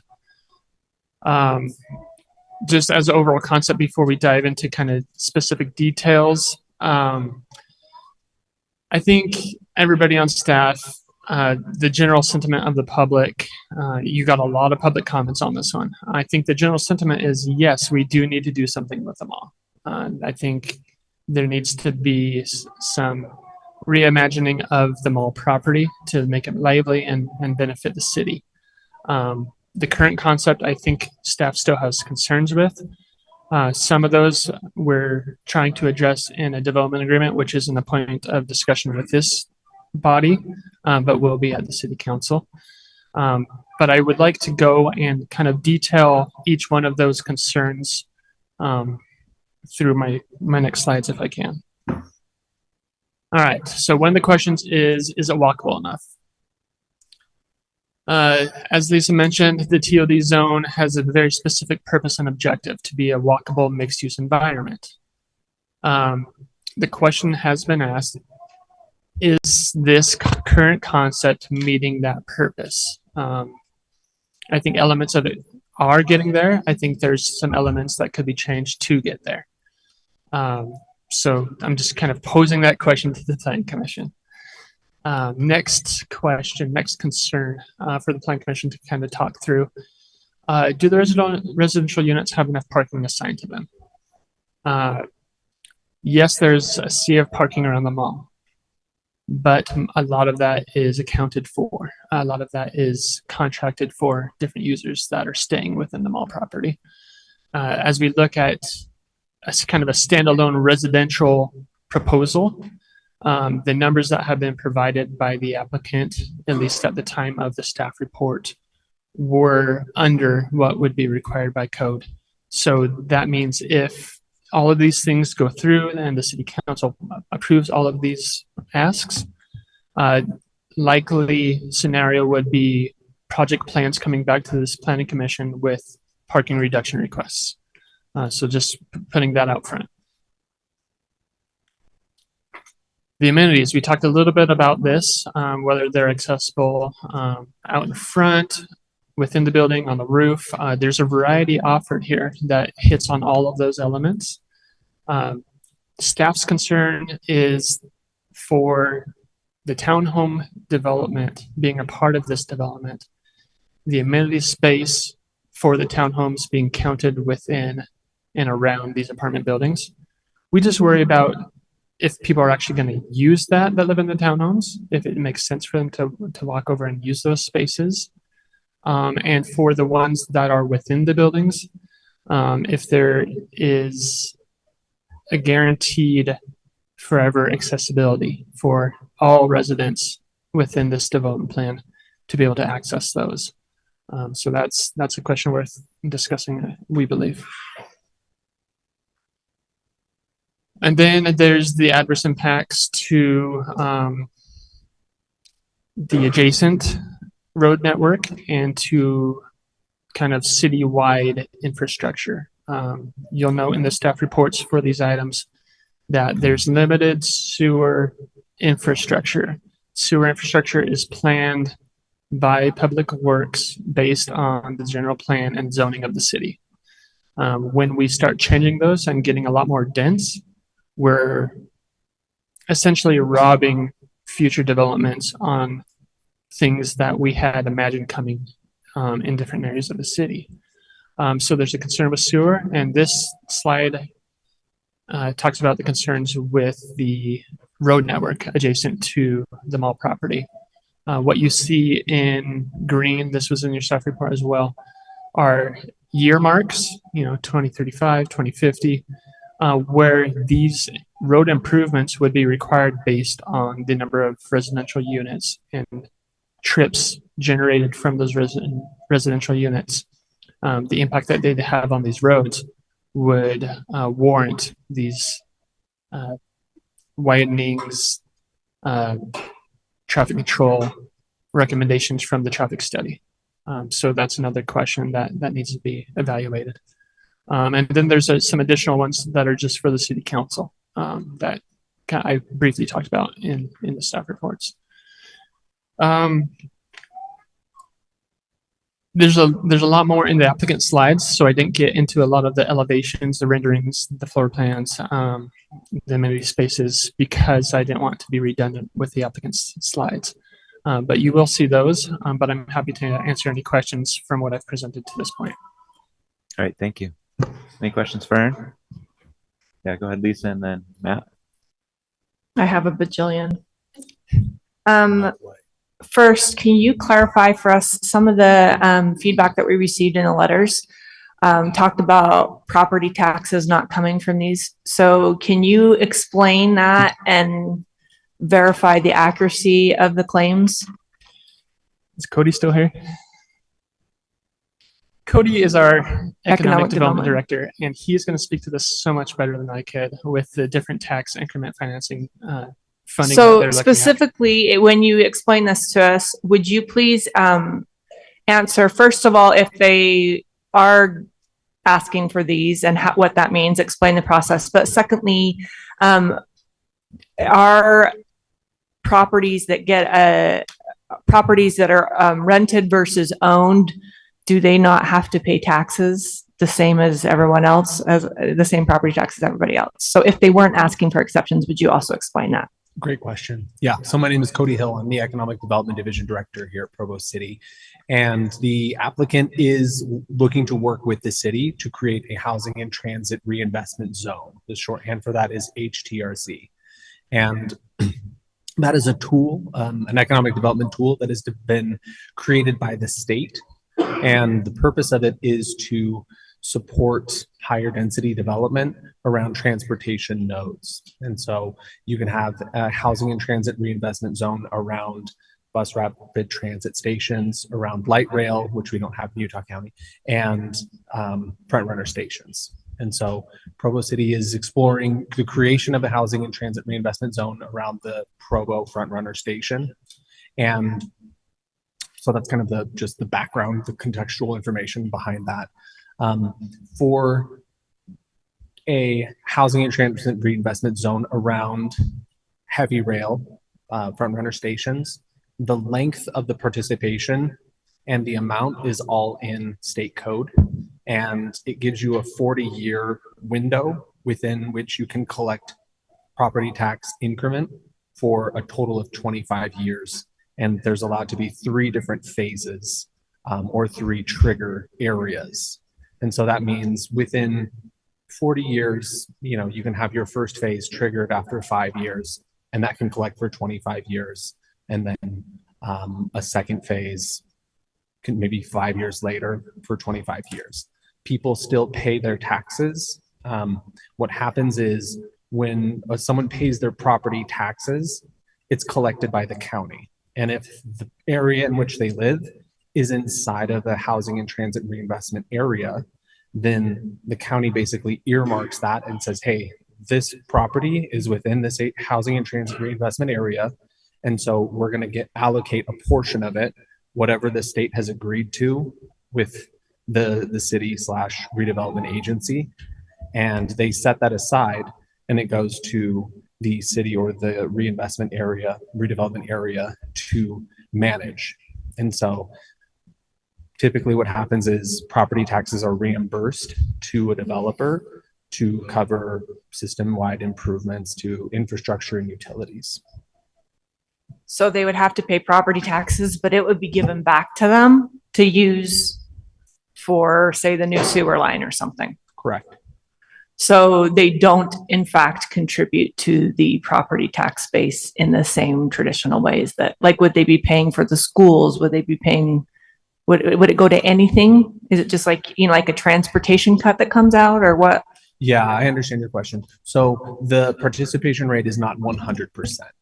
And there's also a base year value. So basically, this actually just changed recently in the most recent legislative update, but the trigger year and the base year. And so let's say that just hypothetically, the housing and transit reinvestment area gets created in 2026. And then the first year that we trigger the first phase is 2028. And so that would, I think, based on my reading of the code, make the base year value 2026. So only the additional property value that they're creating after 2026 is included. So everything that the schools and the cities and all the taxing entities collect now, they will continue to collect. It's only the incremental amount of tax revenue that's in the equation. And the participation rate is not 100%. Is it property specific, or is it like a radius around the train station if you declare the zone? It is both. So the maximum area is 100 acres for a housing and transit reinvestment zone specific to a front runner station. And so you can have it within, I believe it's a half-mile radius around that front runner station. And then within that half mile, you can only have up to 100 acres in your area. And so there is a limit as far as distance from the transportation hub and a limit as far as the number of acres you can have in the area.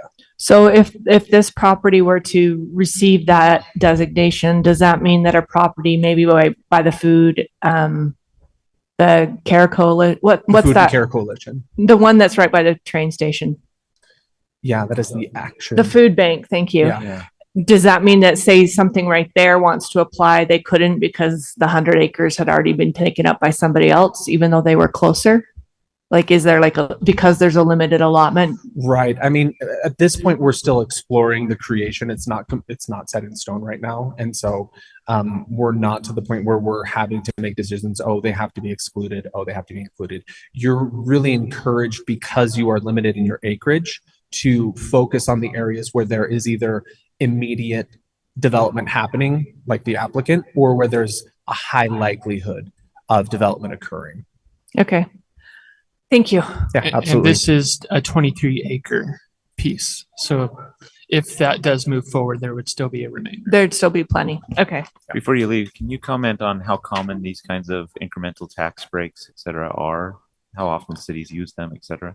Yeah, so that's an interesting question. These kinds, so the HTRZ, the Housing and Transit Reinvestment Zone, was created, I believe, about 8 years ago. And there's only a handful of them that have been created in Utah. I don't think there's more than 7. There's a couple in Salt Lake, Sandy, Vineyard.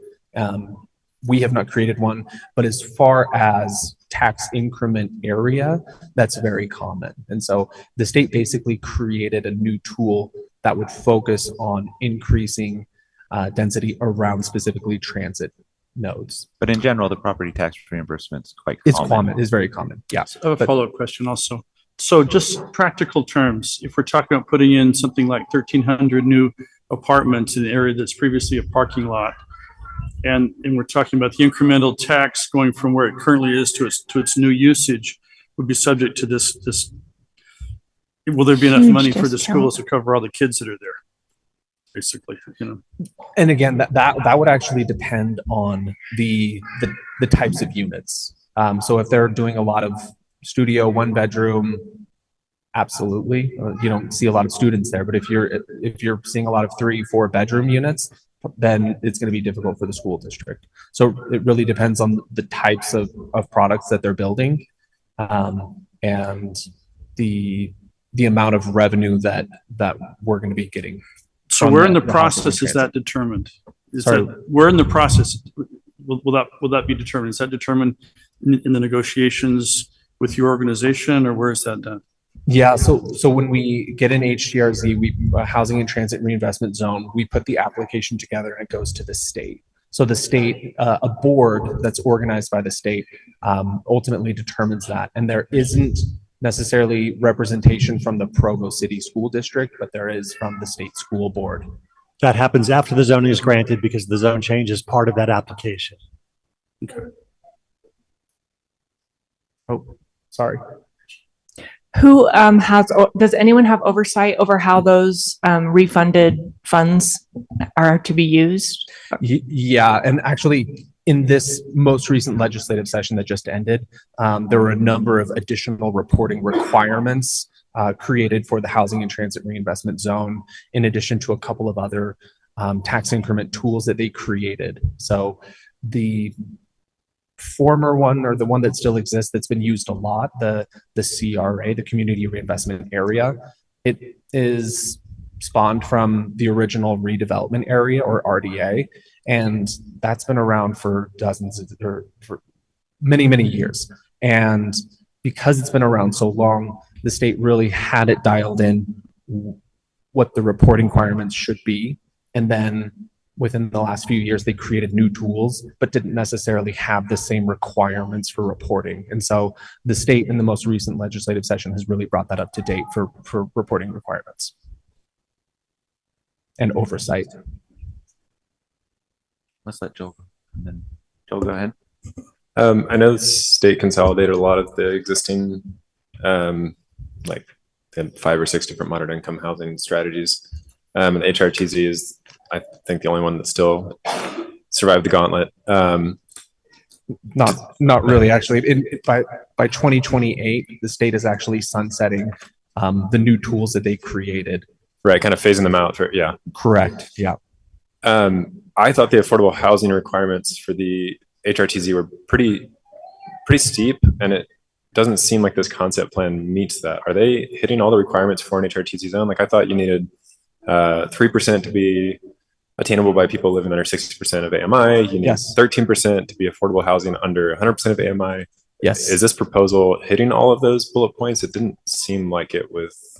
I don't know. It seemed like a pretty low amount of affordable housing being provided.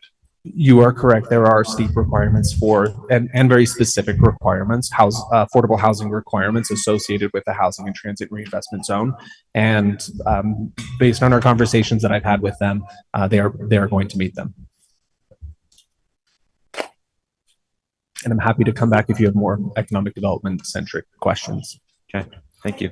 Oh, Anne has one right now. Yes. Sorry, just as we're speaking about all this, do we pay additional do they get additional tax incentives beyond what we've talked about here? You know, sometimes like the state will fund and then does Provo also give tax incentives on top? Like, I'm just saying, how much are we paying for this? No, I appreciate that question. So I'm not aware of other mechanisms that they're using to fund this at this time. Next week, I believe, is when they will have their numbers together and sent over to me. So I actually have not seen their model or their numbers yet to go through and vet that all. But based on the discussions I've had with them, the primary source of public support is the HDRZ.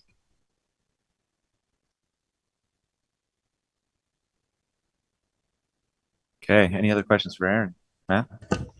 So help clarify a few things for me before we hear any public comment. First of all, what I see on the screen is quite different than page 8 of item 5, which is the most current. Yeah, I apologize. Yeah, this layout would be the most accurate. Okay.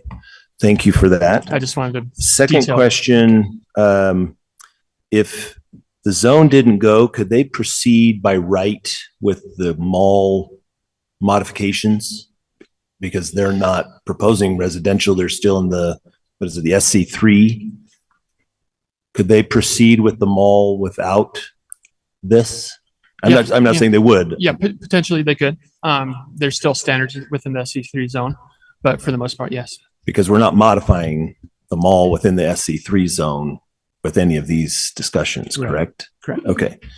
And then based on our previous negative recommendation, help me understand how that applies to voting or discussing these 3 items. Because clearly there are things in there that we said we don't recommend.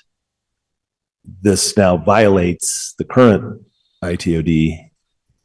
I think you can make your recommendations on these separately, with an assumption that the ITOD zone recommendations get all worked out. I think this should be a separate recommendation and or decision on each of these 3 items. Okay, thank you. And then last question, if we can you go back, I think it's a couple to the zoning map. I hate to be a broken record, but I'm just really stuck on this is not a TOD. How can you walk through an R2 or an MDR to the existing TOD and not feel like this is dramatically inconveniencing a lot of single family, and I think there are duplexes and maybe fourplexes mixed in there? Like I'm really struggling with, and I'm for this. Like I like lots of the concepts, but the fact that to get to the front runner station, you are walking through or driving through or however you're going to mode of transit through a non-ITOD or TOD related anything. Yeah, I can address that. This isn't the only case where an ITOD zone is bounded by a number of different zones. If you go up to 2230 North University Parkway, the River's Edge development, the north and east portion of that is ITOD zone. Around that is a number of commercial and residential zones. So I don't think it necessarily ITOD zone definitely doesn't have to be connected. But they're around it. They're not between it and the transit. No, the reason that one was rezoned I2D is because of the station that's in close proximity to it. This also has a station right there. BRT. We weren't worried about trying to get to this. And there's a BRT station right there. Can you highlight where's on that map? Just east of JC Penney. Oh, so the BRT comes in. Yeah, that's a BRT stop right there. Right there. Okay. That was the justification. Okay, thank you. So my question's related on the same map. I can kind of see for much of the area, but I'm having a hard time with the RH zone participating with that. It just seems like it's further away and physically distant, and there's a grade difference as well. Does that really fit? Is there really appropriate access from that area to the rapid transit? I think that's a question for the Plan Commission City Council. Okay. Can you tell me why they didn't request like MDR across the top and leave the shopping center zone down below? I can't speak to that, but maybe the applicant can when they come up. Okay, because would it work with what's been proposed, or is that too much new information? I think the factor that makes that not work is that they are using the apartment amenity and open spaces for the townhome development. So even if you did LDR, low density residential zone for the townhomes on Shady Acres, if you did that separately in a separate zone, the number of units that they're proposing there would trigger them to have 10% of their own amenities within that parcel. So I think the concept of sharing the amenities might have been a reason that led them to do it all under one. My guess is also that even if you went HDR zone, this is a higher density than the HDR zone would allow. But the downtown zones or the ITOD zones would allow that. A lot more density. Yeah, they don't have a density cap.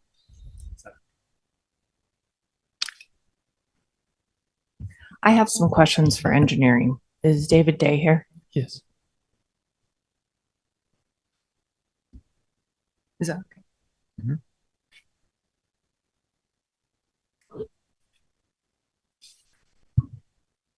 Okay. Public Works. My questions are on the engineering page that shows all the different scenarios that would require road infrastructure improvements and things that are already in the long-term transportation plan, I think. Who has to make these improvements? Like we need a right turn lane here after 20 years or 15 years. And when do they have to make them? And are they paid for with the impact fees of the development, or is it property taxes that pay for them? So currently, none of these improvements are in our plans because, you know, the transportation study spurred them. Because this is a change to what the general plan was before. So all of these would have to be paid for by the development. Even 30 years out? Okay, so if we decide this is something as a city we want to do, then we could put it in our future plan to make it part of our capital improvements in the future. But currently, right now, none of this is captured in our future capital improvements. So how do you do that when something like this is warranted, but you hadn't budgeted for it, and now we're giving them possibly tax incentives? How do you make an agreement with them prior to approving a project plan that says you have to pay for these? You have to put some money in some bond for these street improvements that we'll need over the course of 20 years? Yeah, so in similar circumstances as this, the development has burdened the whole cost of doing those improvements. And until such time as something like impact fees are eligible to be spent on those, but they couldn't be spent until that's part of our capital improvement plan in the future. So would probably be 5 years out from getting that on a plan so that could be part of impact fees. So there is no funding currently for at least 5 years. So I understand that the city hasn't budgeted for it, but how do you plan for it knowing that it's possibly going to be needed so that the burden of paying for it gets shared with the development? Yeah, so we've informed the development that they would be responsible to do all of these improvements. Okay. At their cost, because we have no way of paying for it as Provo City. Thank you. Okay, thanks, Dave.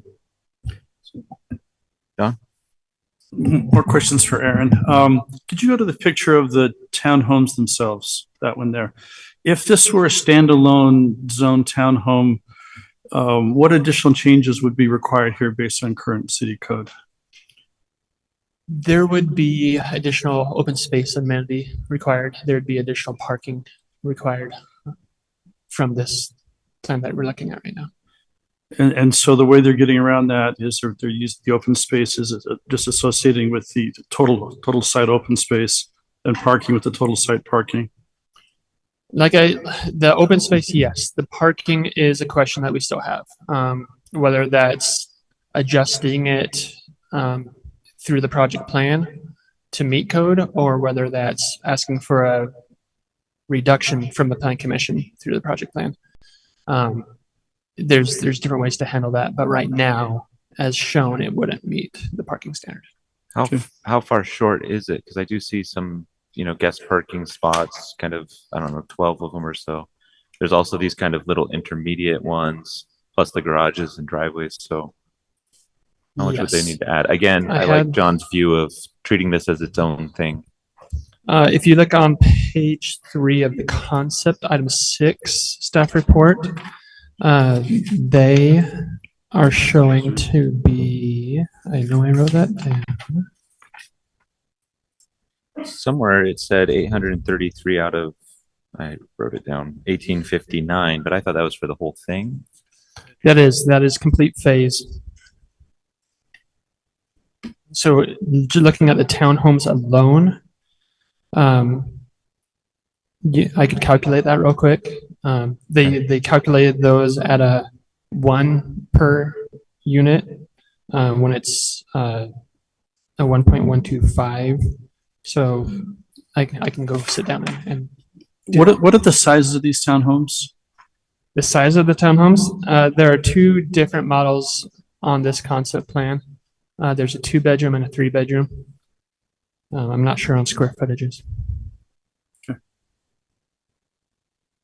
course, that would get fleshed out more in later stages, right? Yeah, this concept plan, this is actually more than we typically have at a concept plan level. Yeah. But yeah, through the project plan approval applications, we would drill down to all that detail. So I think that's something important for us to remember.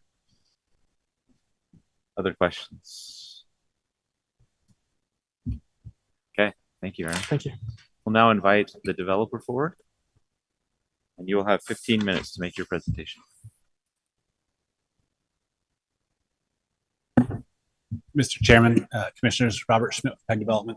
If I may, since we have 3 items on the agenda, could we request a little more time in 15 minutes? How much time do you think you would need? 30. 30 minutes? We won't use it all, but I need more than 15 if that's okay. Okay, let's try to keep it under 20 at least. Okay. I'm with PEG Development. We're a local real estate development company based here in Provo. Projects that we've done here locally: Zions Bank Building, City View at 200, multifamily, the flats at Riverwoods, and then our corporate headquarters on 200 North between First and Second West. We've been here a long time and certainly, enjoy working in Provo. And we're honored to be a part of this project with Brixton Capital. They approached us about getting involved, and of course, our understanding of the mall and the challenges it's faced over the years. We viewed that as a great opportunity. It is a unique site in all of Utah County. We have an existing mall, hundreds of acres, a lot of square footage, acres and acres and acres of underutilized asphalt, utilized or serviced by utilities that are already to the site, serviced by bus rapid transit, and close proximity to a heavy rail station.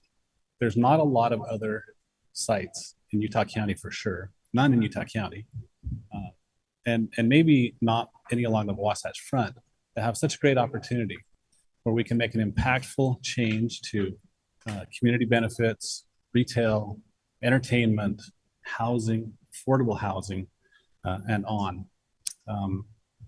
So, we view this as a transformational project for Provo, for the south end of Utah County. And what we are proposing, what we have proposed in terms of the zone, the general plan, these changes are to help facilitate this level of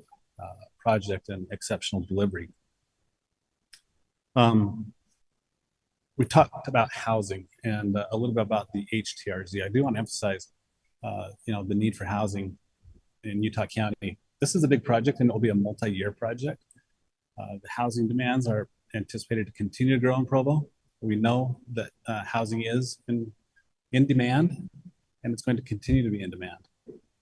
And so this is a fantastic opportunity to help meet that demand and provide housing for people. We appreciate staff, the hours and hours that they have spent working on this project.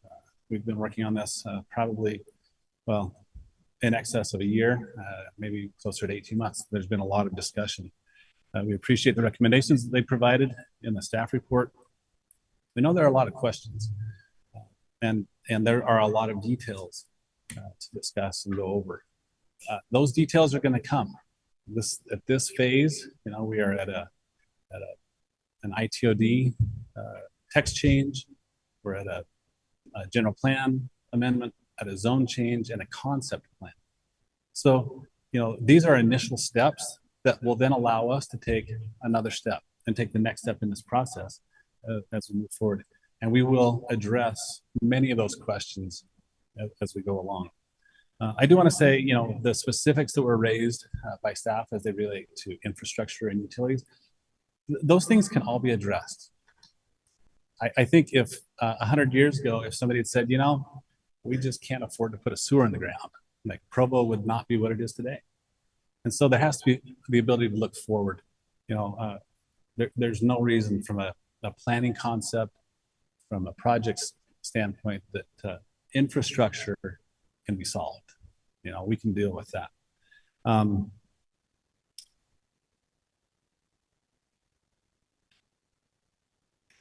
What I'd like to do now is introduce Justin Long from Brixton Capital. Justin's going to give an overview of the project, and then he and I can stand for some questions. So, Justin. Thanks, Robert.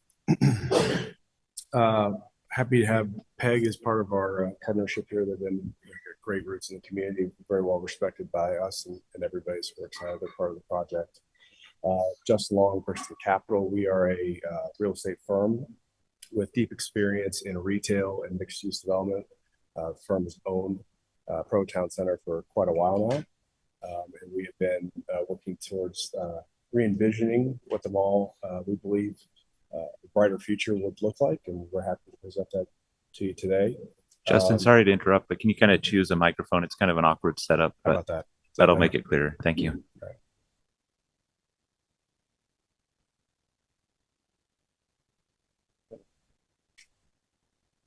Oh, there we go.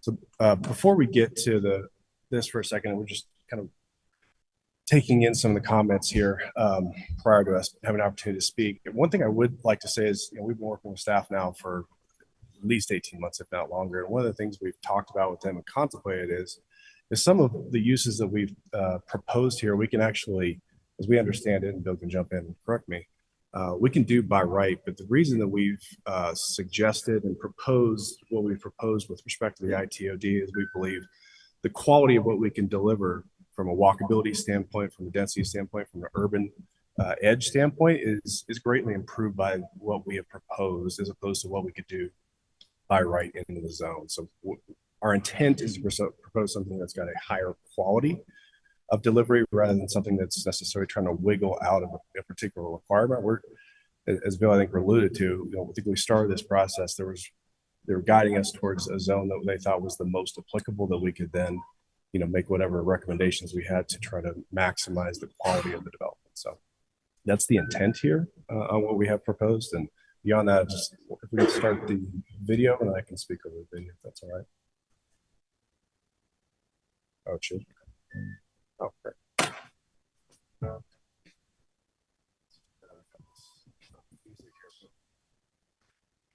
Speak over. So the intent is you can see from the staff's overview of the project is to convert from an indoor mall environment, an indoor mall environment into an exterior oriented mixed use environment that's got some higher density residential mixed into that.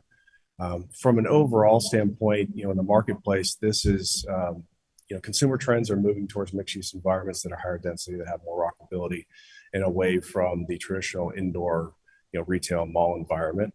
And we're trying to evolve, the project in that direction. While we have, significant constraints, our team here has worked on mall redevelopments for many decades over many parts of the United States. And they're always challenging because they have existing constraints associated with not only existing infrastructure and buildings that just can't necessarily be torn down or reimagined like a true greenfield site would.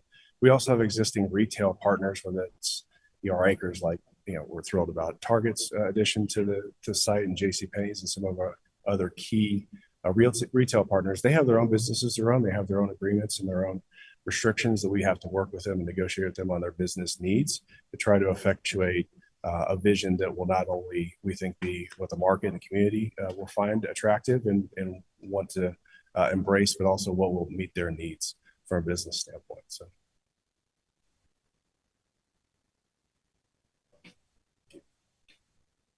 The intent is to reorient away from vehicles having to travel the outside of the project on the current ring road and invite both pedestrian, bicycle, vehicle into the center of the project, which is the nexus, as we see it, of the mixed use environment, with amenities around the roundabout, as you see here, with outdoor oriented retail, as you can see here on the ground floor, that spills out into outdoor spaces that have gathering elements to them, seating, various elements. We'll get into some of the details in the subsequent slides of that. This concept obviously adds residential as a key component of that, and that's a really important driver. It's somewhat of a self-fulfilling prophecy. The activity of the residential creates vibrancy for the commercial, and the commercial is an amenity to the residents of those buildings, and so they provide excellent synergy, in our opinion, with each other, and so we want to make sure that that is integrated well from a design and a connectivity standpoint. As you can see here, the plan is keeping JCPenney's, Cinemark, and Target in their current existing locations, and then modifying the mall structure around this plan.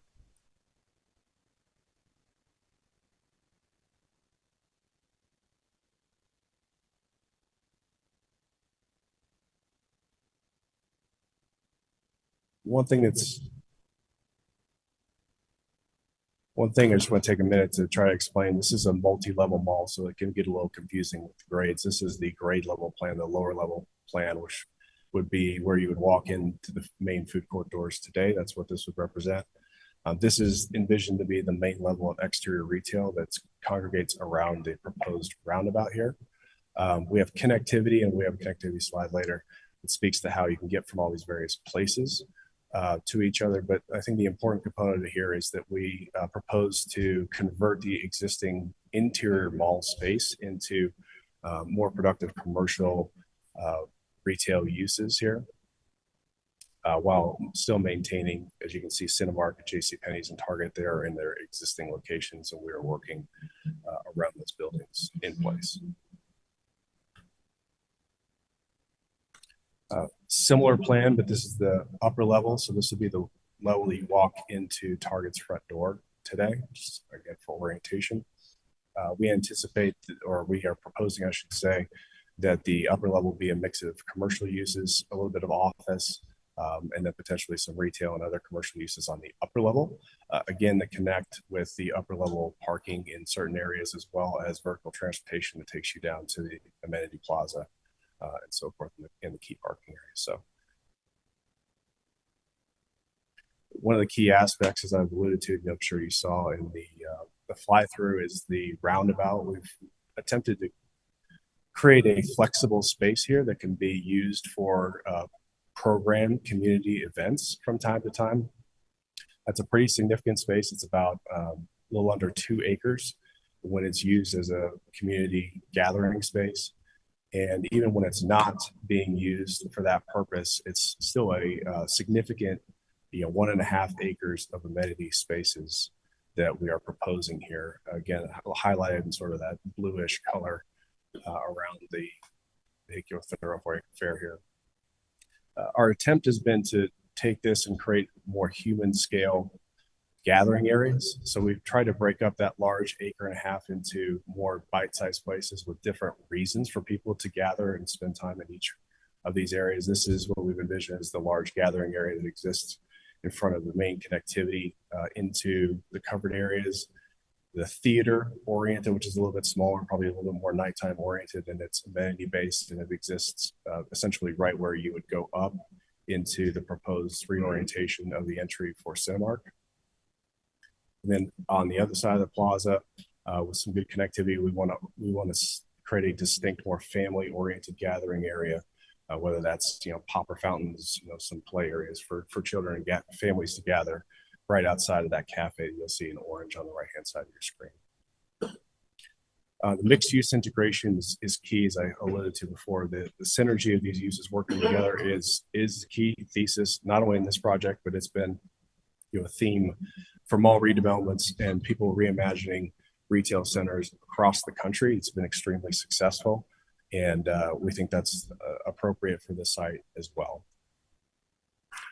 We appreciate coming in front of you a few times in the work sessions. And one thing we wanted to highlight is a few of the things that we have incorporated in the plan as a result of some of those discussions. We talked a little bit about connectivity and adding some elements of connectivity there. You can see in green where we've clouded a couple of the areas and we've added some of those things we've discussed, whether that's pedestrian oriented crosswalks associated with actually right in front of where JCPenney's entry is, or closer to the bus rapid transit, and as well as some additional bicycle access up into the front entry of Target.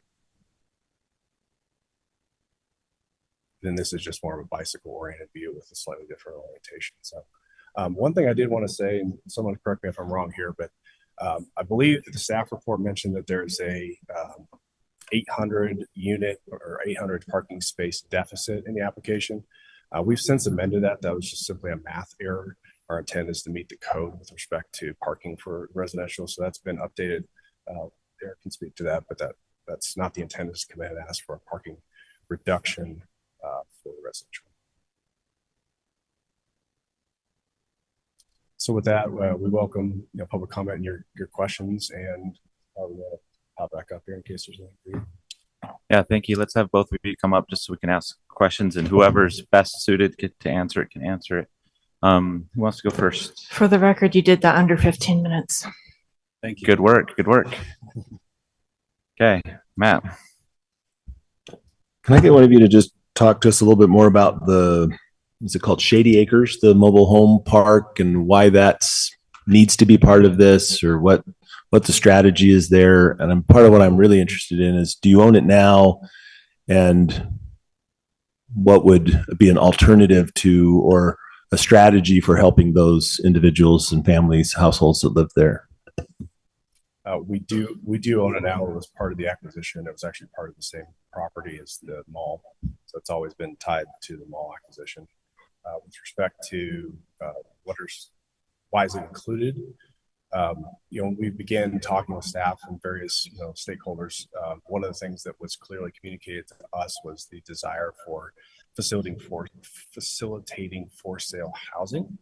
And one of the ways that we proposed that we could try to meet that objective was to identify as a place that was well suited for that. And that was in early discussions where we identified as a potential opportunity to create some higher density, it's low density but for sale home opportunities.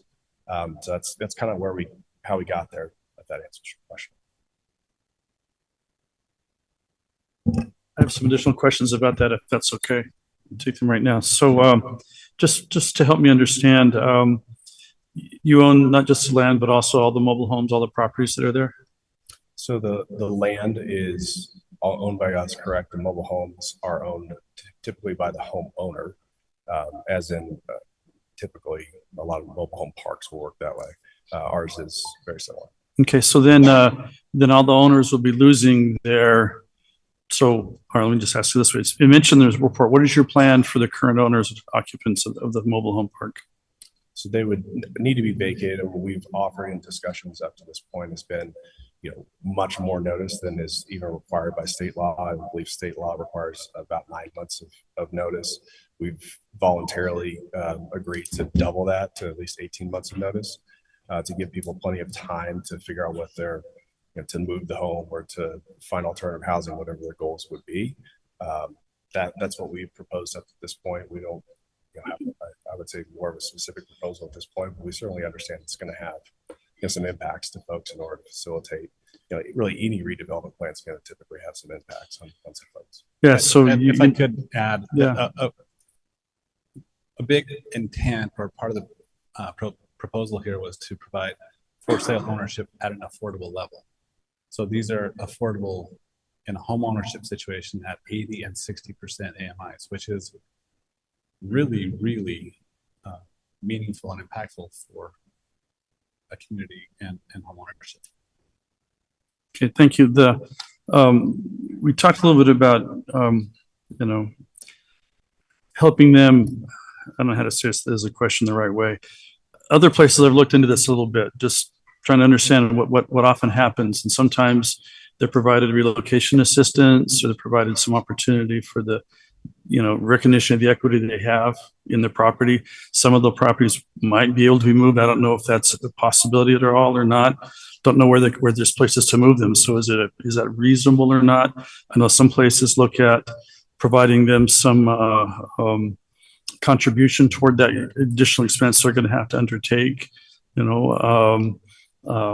there consideration for that? Perhaps some priority leasing or priority opportunities for them to purchase the new place to replace it, opportunities, what else have you done? I don't feel like that additional notice, well, we appreciate that, doesn't feel sufficient to really compensate the people who have lived there for some time for what their loss is going to be. I would first say it's probably on a case-by-case basis. To your point, I think everybody's home ability to be moved as an example, or whatever the housing goals might be will be different. So I think it's a case-by-case basis. Our intent would be during that more than 18 months that we have to speak to each of those residents and try to figure out what the right path for them is. We have not gone and said we were offering relocation assistance. I think one thing we have said is that we would do our best, and I'm not sure exactly technically how this might work, but try to figure out how to give them the first opportunity to come in, and if they're able to purchase at these affordable levels, one of those townhomes, we think that's obviously could be the potential best outcome for some people. So we've entertained each of those as potential solutions to try to mitigate to the extent we're reasonably able to people that are impacted. And there are programs with Provo City that can offer first-time homeowner assistance programs, other community programs that could be incorporated and worked with to mitigate some of those. Right. So the question is, we recognize the city can and does some support, but the question is, what support are you going to provide in addition to what the city does? And right now, I'm not hearing very much, right? Other than notice, then maybe work with them individually. That's our plan, Carl. Okay. I have additional questions. Okay. Do with them now? Yeah, go ahead. Okay. So we've received a lot of comments from the neighbors of the area. And I don't know if you've seen those as well or not. I'll talk to some of them. Many are concerned about the roundabout, about having a roundabout in the middle of the area and having a lot of traffic and people around it. They're concerned about the safety, noise, and pollution things. Can you talk to that a little bit? Why you're having the traffic go through the middle of the area as opposed to somewhere else? Because part of the reason that malls are struggling now is they require vehicles to go out and away from where the activity of the commercial center is. And, whether we like it or not, tenants require convenient parking, convenient visibility, convenient access in order for them to want to lease spaces and be commercially viable in these spaces. And in order for our retail partners to agree and approve to a new vision for the project, they have to be assured that they have convenient parking access and all those things, and getting those vehicles through into the backside of the project, which is a typical challenge in these sorts of assets, is key to doing that. And we wanted to do that as safe a way as we could, and we believe that the roundabout was one of those traffic calming elements that would allow for that to happen while still allowing the various uses and pedestrians and so forth that exist in that general area while minimizing safety issues. And if I could add, this is a roundabout that's in a parking lot, kind of. I mean, this is not a throughway like you see on Freedom just to the north. There's a roundabout just to the north. I drove through it today, 40 miles an hour. Like that's not what this is. This is a slow speed, calmed roundabout with the intent of, mom and dad want to drop their kids off at the movie. Where do they do that? Well, this is an opportunity to drop their kids off at the movie theater, right? Or to drop grandma off when you're going to dinner. It's a slow speed, convenience roundabout. So it's the intent is not to move traffic through as fast and as efficiently as we can. And I think one of the things we discussed in previous conversations was, our intent, and it's not quite as called out here, but the intent is, these would be tabletop type pedestrian crosswalks and so forth. That we're signaling to folks that are driving through here that this is a shared area. We're trying to calm traffic and allow it to roll through and provide some potential parking in some of these areas to make it convenient so people can hop out and get their coffee in the morning or something like that that's more convenient based, but still allow for these gathering areas to be vibrant and work really well, because we're fully aware that if it doesn't feel safe, people are not going to gather and utilize these spaces. And part of the intent of this slide was to show how large these areas are. These are pretty significant gathering spaces, and so there is a lot of area that's not 6 feet right next to a vehicle in order for people to congregate and feel safe. So that's the intent. Thank you. Another concern that was raised by a lot of people is that you may have noticed the weather does not always, in Utah, is not always convenient to outside entertainment, outside spaces, certainly in the heat of the summer, just long and in the cold of the winter. So do you want to talk to how that's going to play out here? Will this only be viable a couple of months of the year, spring and fall, or? My opinion is there are parts of the country that have far worse weather than you guys have here, thankfully.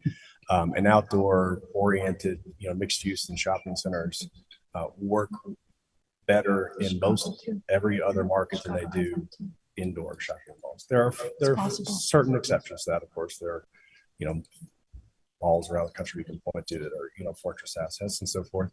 But the vast majority of successful, retail and mixed use centers are outdoor oriented, and not all of them are in California and Florida. Two in Utah. We can point to specific examples. Farmington Station in Davis County. It's very similarly designed with outdoor amenities and shopping, very successful, thriving shopping space. And Mountain View Village recently opened in Riverton with a similar outdoor oriented shopping space and amenities. Again, very popular and very well visited and thriving. Another example that just comes to mind is University Village in Seattle, and we all know that it's not exactly sunshine and rainbows out in Seattle every day. So, there are many examples of kind of foul weather areas. Not that this is that most of the year, that thrive because people are just used to being in those environments. Okay, another point. There's a number of communities that are kind of in the mall as it exists now. There's and the fact of losing space for those is disturbing to many people. There's the one of the persons that wrote into us talked about there's a kind of a fantasy / geek community. There's a sci-fi video gaming community. Other communities like that. There's the farmers market actually goes indoor to them all in the winter. So losing all that space. Do you have any thoughts about things that can be done to help those current tenants? We've got a lot of experience in working through these. This would be our third mall that we're redeveloping in as many years, and so we've again met with each of those, and each of their businesses is different, and each of their goals is different, and the life cycle of their business is different. So it's difficult to provide a blanket answer to that. But we want people that are tied in the community, whether they're owning businesses or not, back in as part of this project. So there have been many times, or a few times I should say, where we've engaged retailers or business owners and figure out ways to have them come back if that meets their needs in the new orientation. And we'd love to do that to the extent that's practical for the project and for them. But we love to see those kinds of, businesses that are tied into the community try to find a way to be a part of the new vision to the extent it makes sense and there's a space for them and it fits their financial goals. Okay. Can you talk just a little bit about why the mall is in the condition that it's in now? What's happened with it? It might be obvious, but if you could just hear from you why we have the problems we have right now with the mall and the retail condition that's going on now. Sure. I mean, you got a few different factors in my opinion. You've got a secular shift that is shifting consumer patterns away from not just retail, but indoor malls specifically.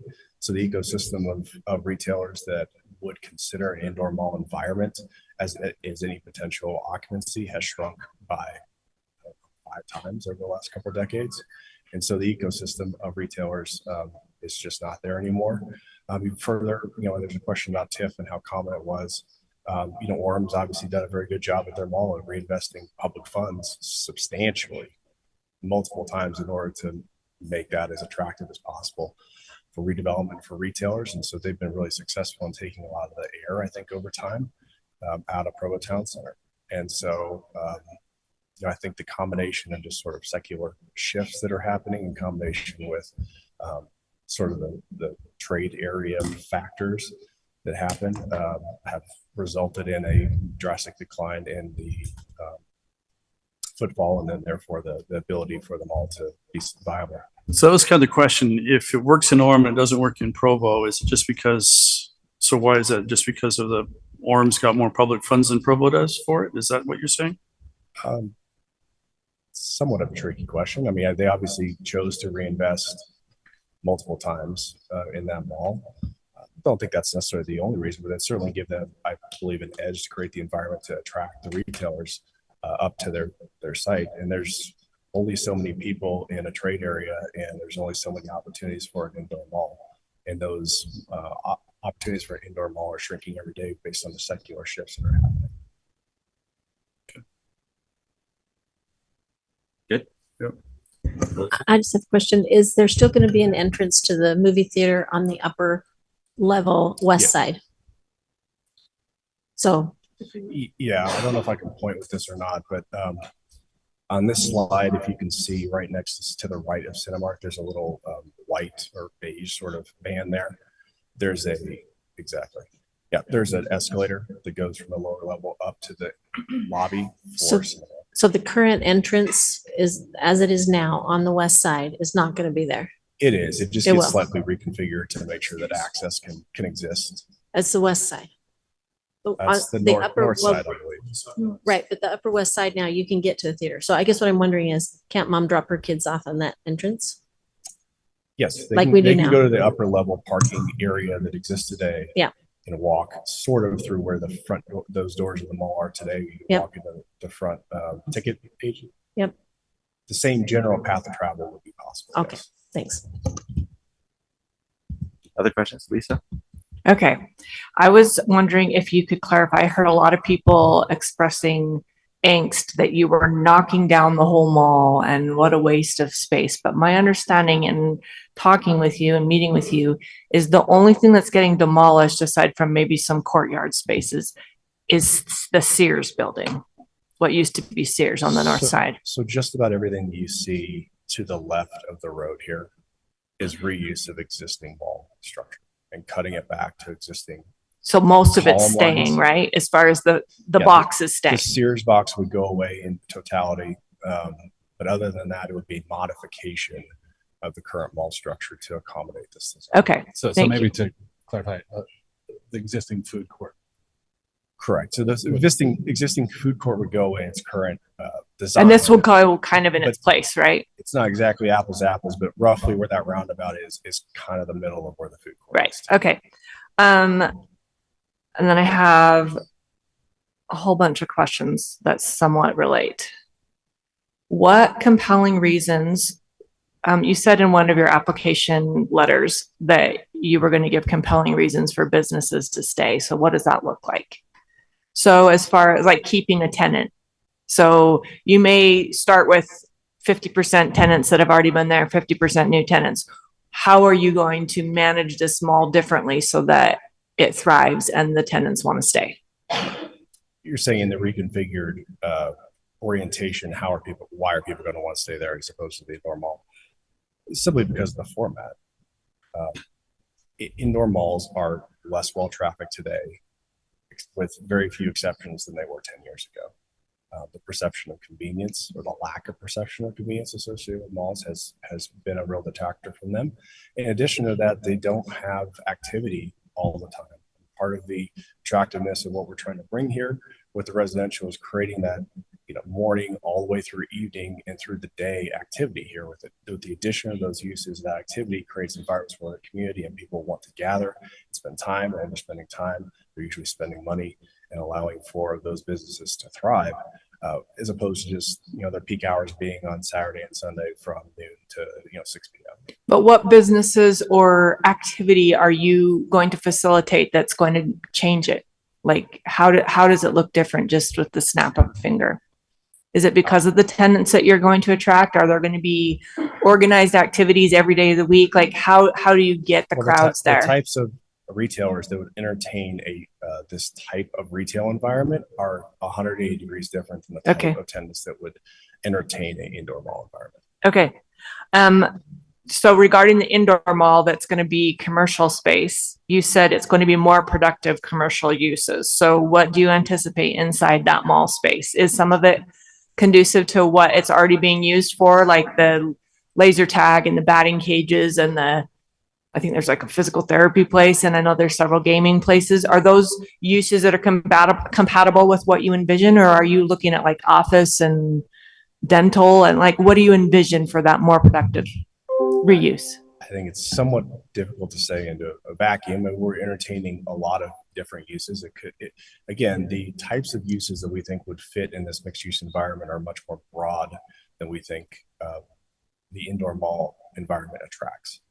And so, we could see a lot of different uses here, whether that's entertainment or office or, any of the things I think you mentioned that we think would work well here. But ultimately, that's going to be up to those individual businesses to make those, Is there going to be any indoor gathering space available, or will it be more like a narrow corridor with doors on each side to access the different businesses? Like, what do you think the entrance and public space would look like? The shared space inside.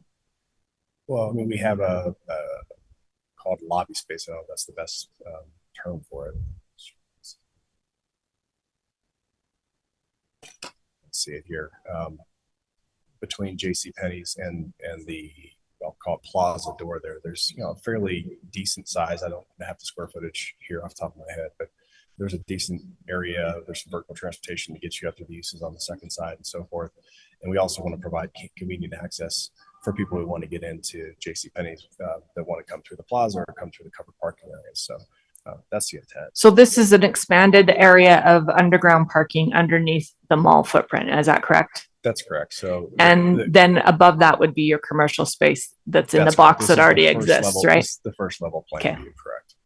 And just to clarify that, there's parking underneath Cinemark today because Cinemark's at the second level. So this just expands. I think most people don't realize that you're expanding the underground section of parking. That's right. So the intent would be you would continue underneath Cinemark into this expanded parking area.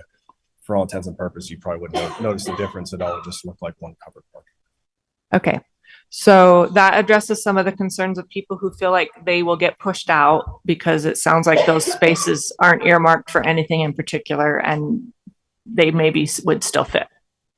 We look forward to talking to all different types of users who are interested in leasing space. Further follow up on parking, since we were talking about that underground spot. Is this lot to the north of 1200 South, is that for the housing or is that a public lot for use of the plaza and mall area?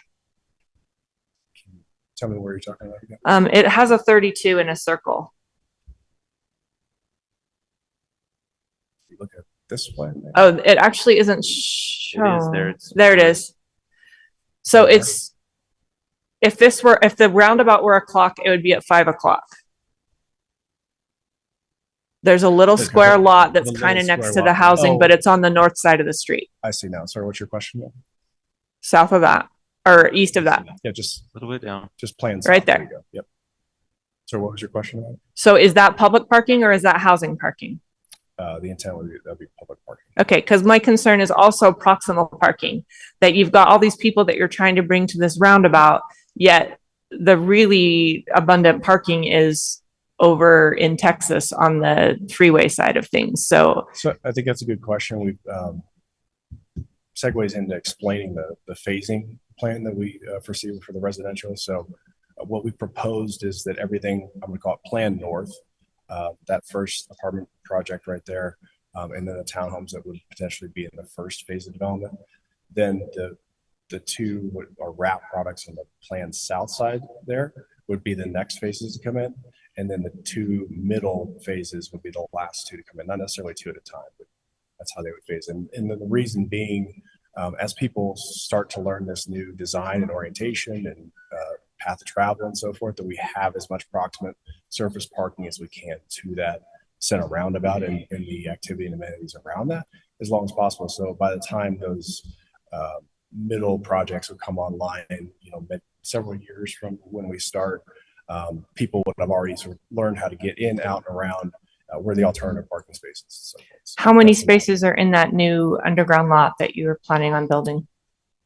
95, is that right? I think that's right. I want to say it's around 200 and change between Cinemark and that. Okay. 220 something. Are you counting your mall outdoor space as part of your housing amenity space acreage? Is that getting any scores, Mr. Ardmore? And that has nothing to do with any of the housing amenities? No. Okay. What services or amenities are provided in the category of clubhouse? It had gym and clubhouse and open space with no tables, or, like there were different descriptions in the amenities. So when you see clubhouse, is that just a desk that says welcome to the amenity space, or is there actually something special about it? So amenity space in a multifamily today can be a lot of things. It can be co-working spaces, co-working desks, breakout salons, conference rooms, meeting spaces, mini convenience stores where, residents can pick up some sundries. There's a lot of stuff. So that's how clubhouse would be different from gym, because it would be more like what you just described. Yes. Okay. Yes. And then what amenities will be provided to the townhomes, since there aren't really any amenities shown in the townhomes on the plan? Do they all use the other amenity spaces for free, or is that sort of we have an amenity space, but these guys have a little yard, so they don't count? Like, how does that fit into it? So the townhomes have easy access over to the mall. I guess we kind of viewed the proximity to the retail as a high quality amenity that a lot of people would appreciate. So the question is, it's just a matter of cost, right? Do we want these to be affordable, or do we want to take a couple of units out and put a clubhouse in? And that's a trade-off. Okay, so you're not planning on those being shared amenity spaces because it's a different project essentially. Right. Okay. I'm almost to the end of my questions. 1200 South comes in from University Avenue, and it's the road that now goes in and enters the roundabout. So there's a grade. What's that? Are we talking about Freedom, or are we talking about 1200 South? So coming in from University Avenue, it goes west past the north side of JCPenney, and it ends up being the roundabout road. Okay. Are you following me? Yes. There's a slope difference between where the food court is and that upper parking lot that's shown there. So what does that road look like? Because in the flyover video, it looked like it was just a flat road, and that's probably not logistically possible. Yeah, it's actually difficult to see in the fly through, but it's accounted for. So the grade break, which basically happens at where Sears is today, because it's a 2-level Sears, and that's what makes up the grade difference between the upper and the lower level. The plan is we've actually had engineering do a preliminary look at this to slope that from essentially where the retail stops on that Plan North side up to the entry of that upper level parking lot that was somebody asked a question about previously. Okay. So we are intending to make up the grade there, but the intent is that the plaza will all remain at that lower level to allow it to be as maximum. So that arm, that western arm that goes into the roundabout from the top, as we're looking at it on this map, is that going to have any slope to it? At the roundabout? No, the part that goes like this from the So roundabout. Go to the right there and up, go up on the mouse. Right there. Right there. That's where the slope will begin? That's where the slope begins. Okay. I just want to make sure that we don't have this road approaching the roundabout that's going down a slope that's relatively steep. A sledding hill into the roundabout. Yeah, we don't need that. That one. Would you ever consider adjusting your rezone request to not include the mobile home or the townhome area and rezone those to medium density residential so that the ITOD zoning standards don't even have to apply to them? I think we'd have to talk to staff. I'm just wondering if there was a reason why that was all lumped into one zone when. Because we're advised. Just for simplicity? Okay. We're trying to provide an affordable ownership opportunity. Okay. And this gives us an opportunity to provide 80 plus units. One of the challenges we have in home ownership today, people say, well, let's just build a bunch of condos, right? Build a 200 unit condo building.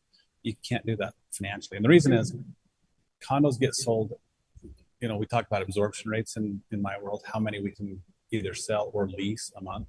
Condos typically sell at 2 to 3 units a month. So we can build 20 to 25, 30 units roughly at a time. And then it takes about a year to sell that many units. And there's complications around it. So we're just trying to provide as many affordable ownership opportunities as we can with the project. I guess I'm not saying don't do the townhomes. I'm saying you don't need your zoning language changes if the townhomes are an adjacent project in an adjacent different zone, but not part of the same project. So is there a reason they would have to be the same project? You could do them simultaneously. Yeah, we could evaluate it. We can work with staff and look at the opportunities. It's been 18 months. I'm just throwing that out because it's possible that your zoning language wouldn't get approved. And I wanted you to see that I don't think we're opposed to having that language. I just think we were saying it's not in line with what the ITOD zone asks for. So I'm trying to let you see some alternatives. Yes, there. no, I appreciate that. Okay.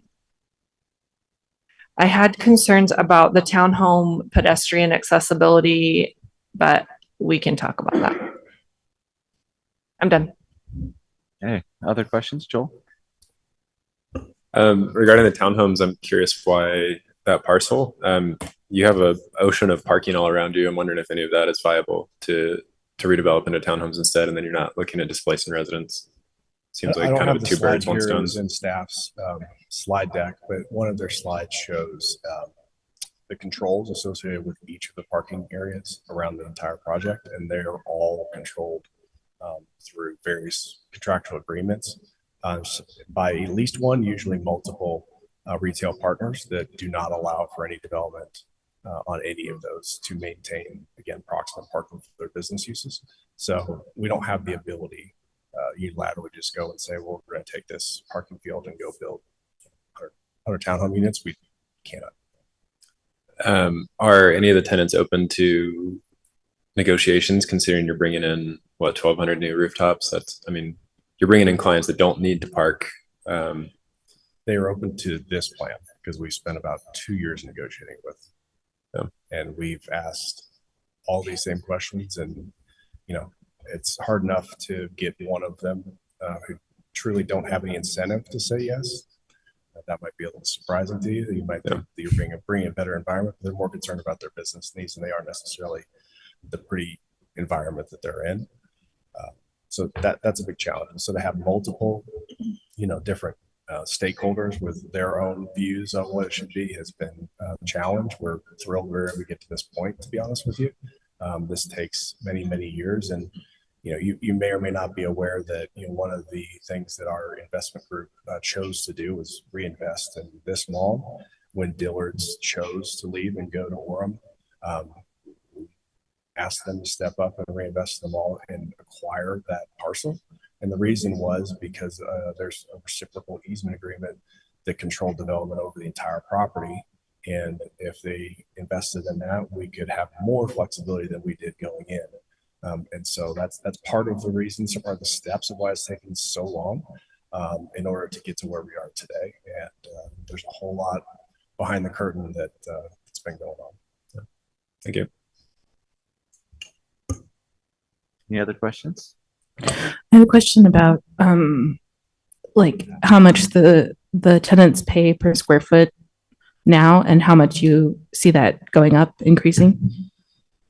I don't have that information offhand. Okay. I mean, I would just share with you a very high percentage of the folks that are there today in the indoor mall environment are on more of a temporary lease because the lease rates are very low, and we're trying to allow for folks to try different concepts and see what works for their business while we're sort of in what we believe is a transitory stage of the asset. And I think some people have benefited from that, but we believe that the vision that was put forward here today is a much more feasible and sustainable long-term vision for the project and for ultimately the businesses that decide to locate here. So you haven't looked at how much it's going to cost you to redevelop this versus how much more it's going to make you per square foot? Sure. Yeah, we've obviously looked at what we believe the cost of the project would be in the market rents.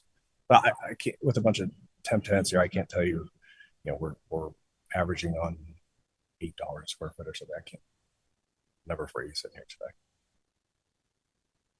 Okay, Melissa?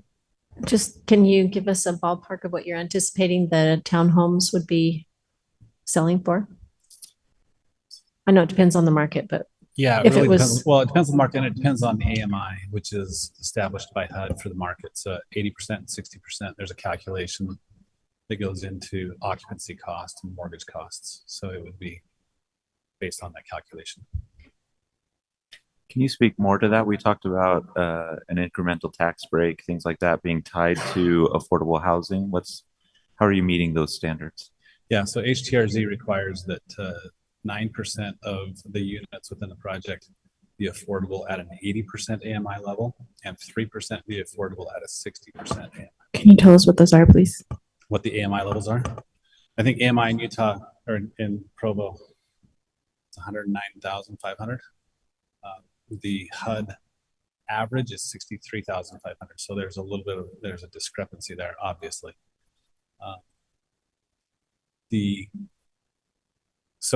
Our intent was to meet a good chunk of that with for sale, affordable, and then the balance would be met through the apartments would be affordable rent at those AMI levels.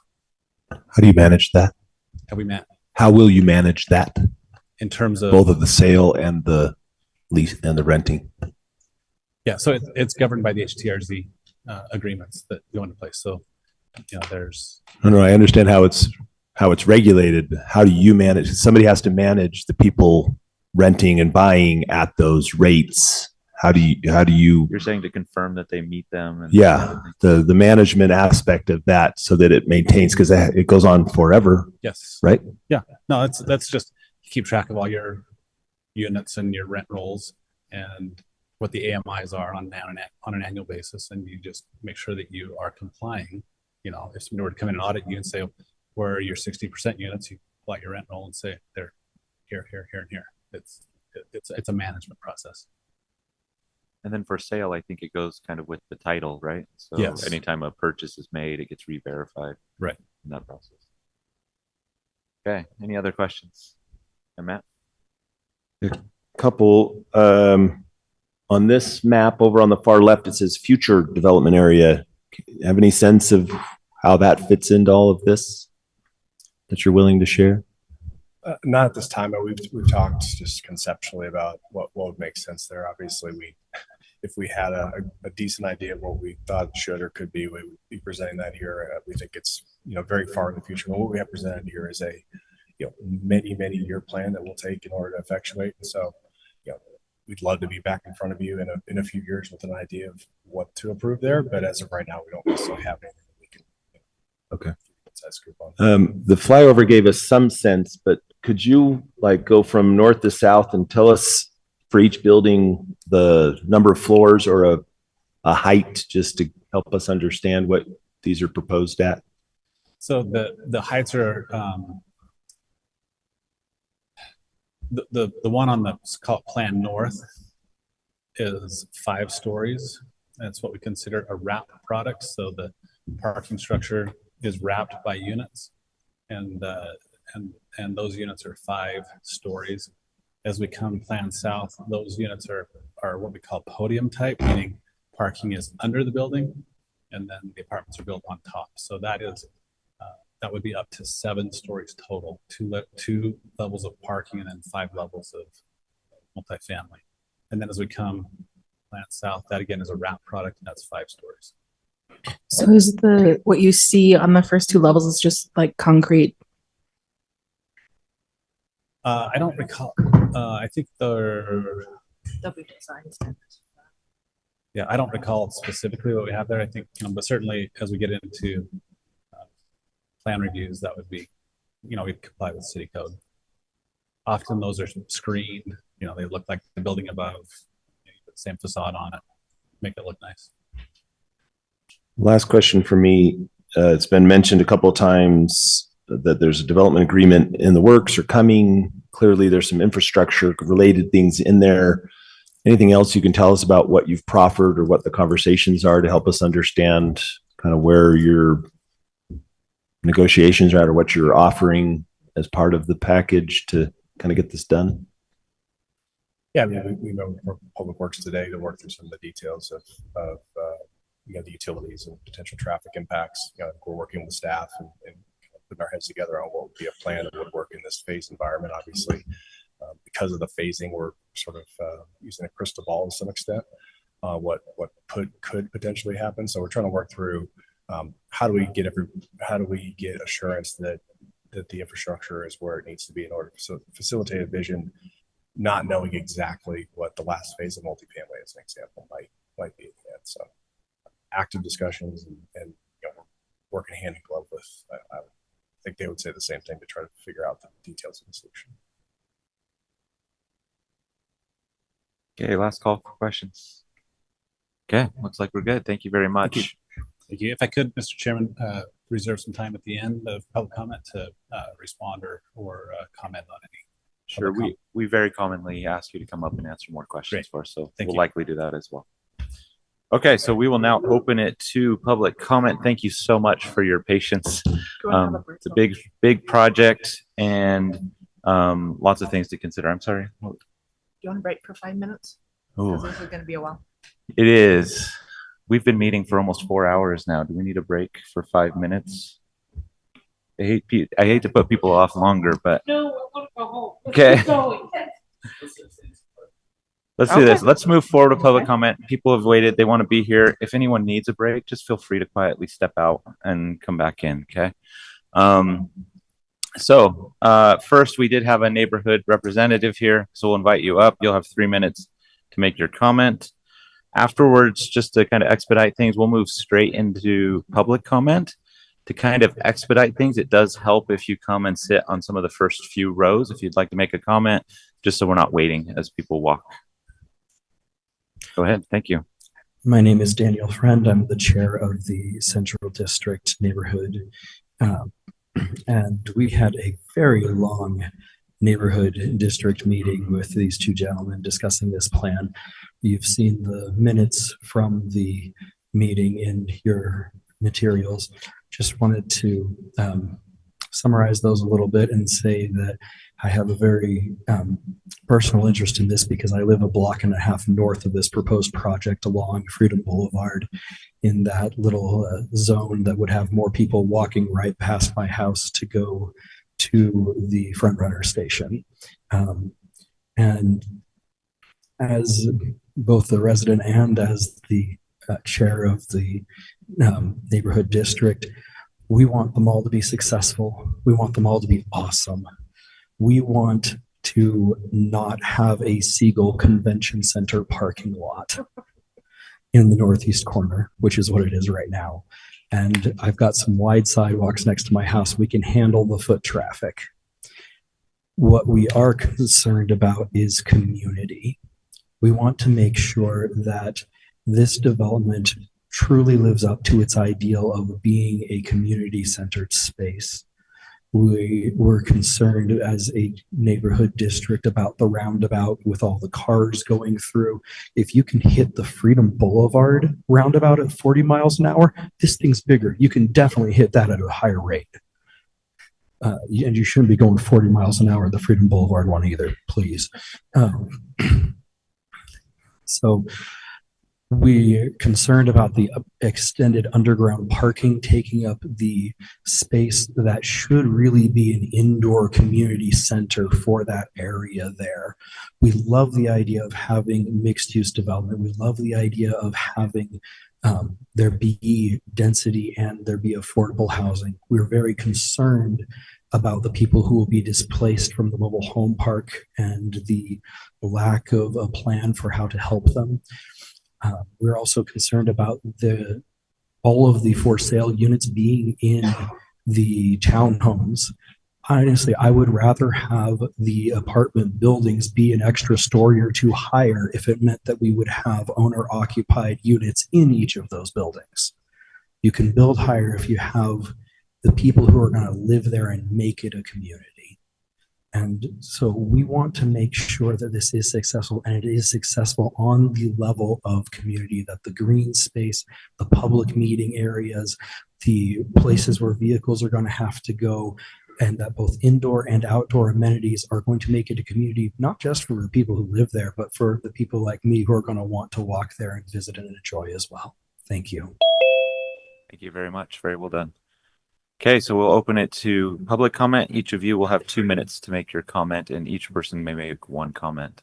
So please come forward, and then just filter forward as fast as we can. My name is, too tall for this. My name is Jake Jensen. I live here in Provo. I'm actually a teacher at Provo High School. And so I have some of the concerns with also the tax structure of some of this housing. Provo School District just this year had to undergo pretty massive tax cuts as we plan for the coming years, since some truth in taxation stuff got messed up at the county level. And so taxes and concerning my job and employer is a big deal to me, especially because, you know, if we really want to provide housing for a lot more people, this is going to result in more students. And if we're having problems with property taxes there, are we going to have the resources to properly educate these students? These are all concerns that the district is facing. And, you know, me as one of the employees who's also been giving my feedback on what we want to cut this year to be able to deal with the budget cuts, just makes me worried about making sure we have enough to be able to care for these kids properly. And then as a teacher, everyone knows we don't make a ton of money. So affordability is another thing on my mind. I don't own a house yet. I do like this area. I'd like to stay here, but I need to be able to afford a house one day in order to justify staying here. And so I also wonder if, like, you know, I appreciate it sounds like the developers are doing a really good job at thinking of the best ways to make the housing affordable, but I just still wonder if there's more ways to create, not only making sure that the rents are going to be affordable by a lot of people and the townhomes are going to be affordable by a lot of people, but also, is there other ways to make sure that there's, like the previous comment said, more places to own? It's not super common in the US, especially around here, but like, what about more apartments to own? We could make it a little bigger. Is that financially viable? So those are my comments. A few things to think about, both the taxes as well as the affordability. Thank you. Thank you.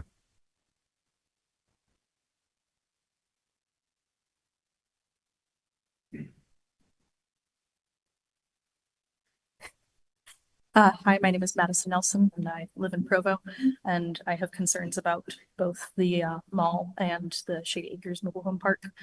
First, my concerns about the mall. I understand the argument that traditional malls are declining in popularity. That may be true in many places, and I have actually seen that, but I don't know if it actually applies to Provo Town Center Mall anymore. I've lived in Provo for nearly 7 years, and in that time, I've watched new life breathed into the mall through the community-focused nerdy businesses like We Geek Together and others. My husband and I went from barely knowing this mall existed at all to visiting the mall every week for the past 3 years. And I know that we're not the only ones. It's a closed space, and it's actually crucial for several markets and fairs, like the farmers market that's mentioned before, that cannot take place outside during the winter because of unpredictable weather, despite what some others may believe. The mall has also become a place where small businesses can grow. Stores like We Geek Together allow creators to sell their products in their shops for affordable monthly fees. And I am actually one of those small businesses. And opportunities like that gave me the courage to grow my business. The mall is even gaining national attention as the nerdiest mall in America, according to search engines and articles, and holds a very own world record for the biggest game, D&D. That's something unique, something other cities don't have. With the Winter Olympics coming to Utah soon, shouldn't we be highlighting what makes Provo different instead of replacing it with something we already have, like another Riverwoods? I have seen no benefit to the proposed remodeling that will miraculously make it more appealing. And in fact, they admitted at one point that the retailers that make the open plan mall space like this useful are a 180 flip from the ones that make closed space malls useful and currently inhabited space, which makes me more concerned that this plan doesn't provide what's needed to sustain the community already alive in this mall. Yeah, and I guess I'll stop right there. Okay, thank you. I will at the end, yeah. Melissa Baugh. I live in Provo, just down the street from the mall. My first point is that for the Provo or the mobile home park, given that at least some of the homes there are owned and paid off, and that they have a community in that area, and we already do not have enough affordable housing in Provo, I worry about them being displaced.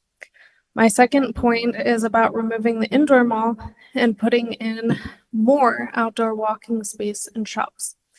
I dispute the fact that indoor malls are dying because University Place in Orem is mainly indoor and it is constantly busy, even on weeknights.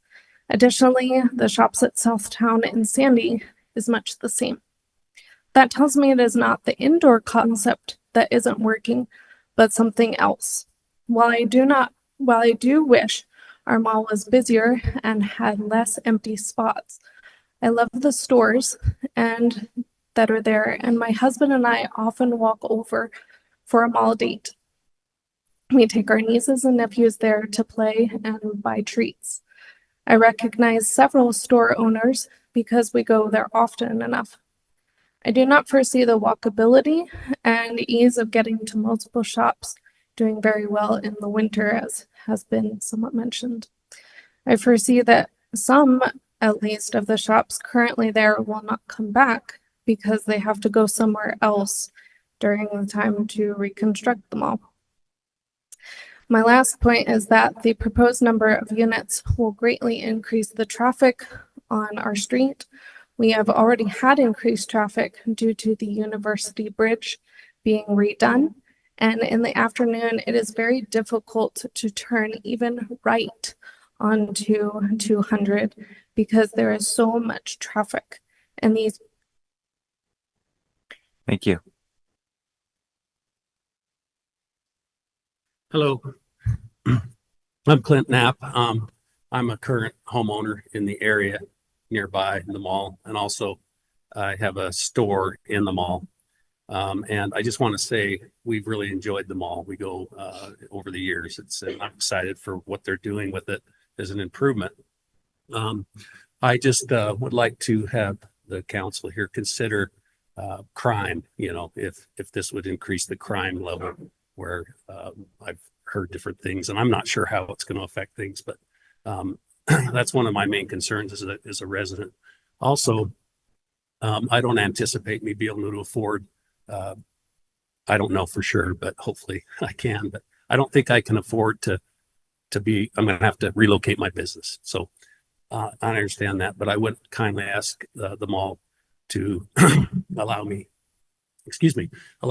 adequate time to relocate my business. So, and give me, more information about when it's going to happen and details so I can plan. Other than that, I think this could be a good thing for the community. Also, the sewage, water, and other resources, who's going to pay for it long term? And that's it. Thank you. Thank you.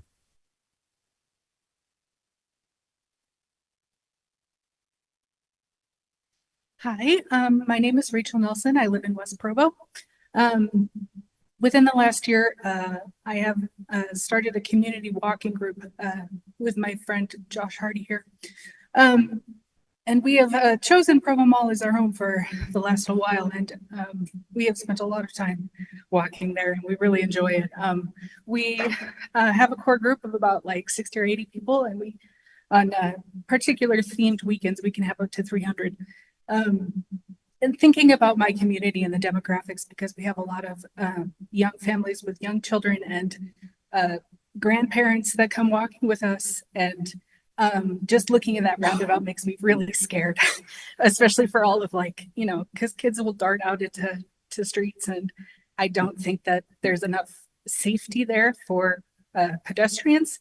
And we really love the mall as it is right now, and embracing that the geeky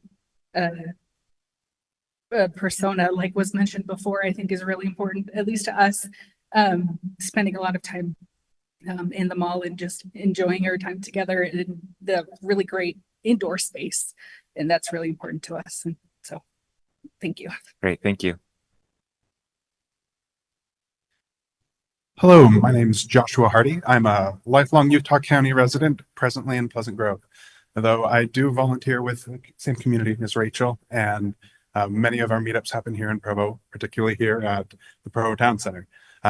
We love the space as it is, and moving forward, there is a concern, not only as Rachel mentioned, with the roundabout, but also the existing square footage ratio of how many spaces are going to be going away to parking. And presently, as it exists, it's a haven for local entrepreneurs, and they've had the chance to grow their businesses, and we've loved to visit them and shop there.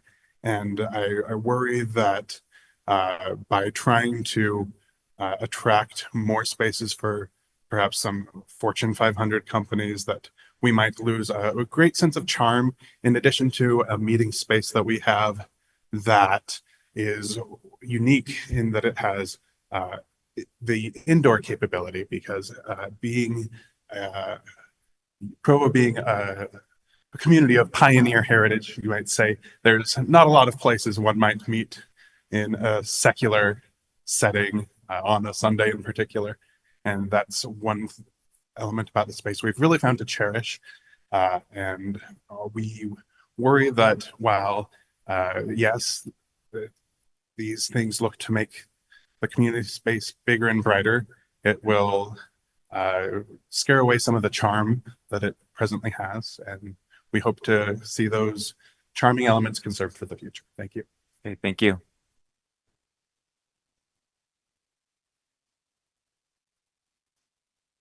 Hi, I'm Robert Hagan, and I'm a resident in Orem, but I work at the target location.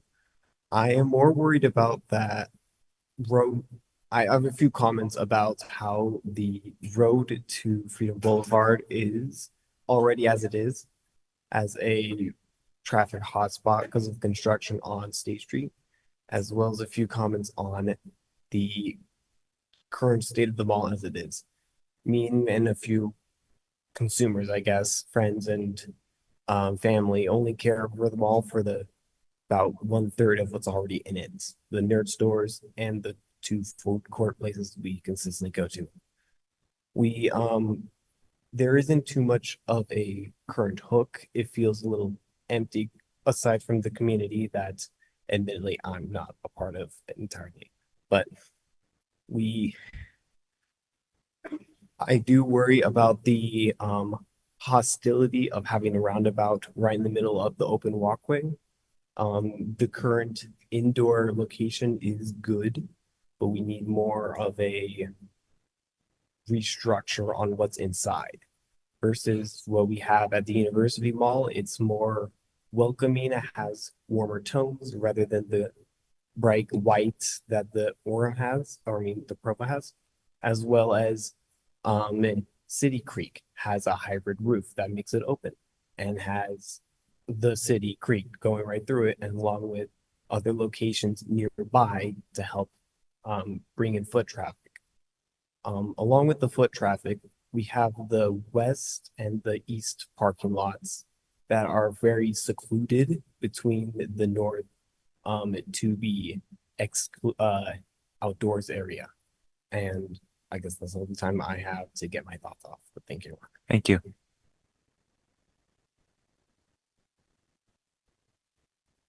Would anyone else like to comment on this item?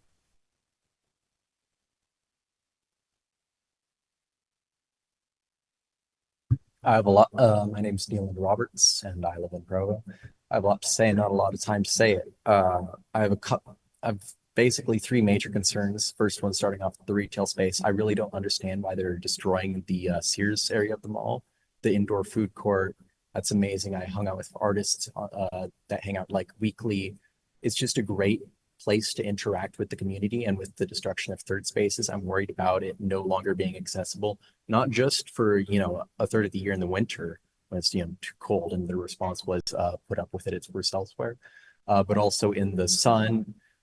It's just not as accessible for the community.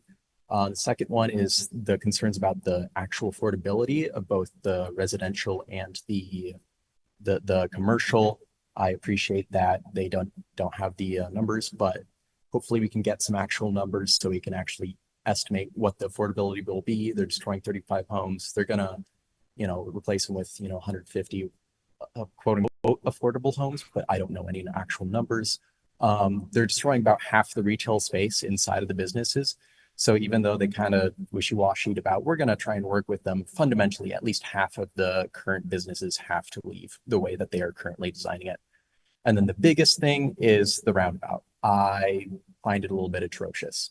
They talked about having popper fountains with the kids to the northern side of it, which means if you're going to go shopping with the mall, you're going to have kids running around on the other side. And it's a 2-lane road going upwards. I think it's just absolutely ridiculous. I'm not sure what they were thinking, if they were at all. And they claim that they need a drop-off area, but the U parking lot would work well for that. I just really do not see a purpose. Repurposing that for bikes and pedestrians would be much better use of that space, in my opinion. Thank you. Thank you.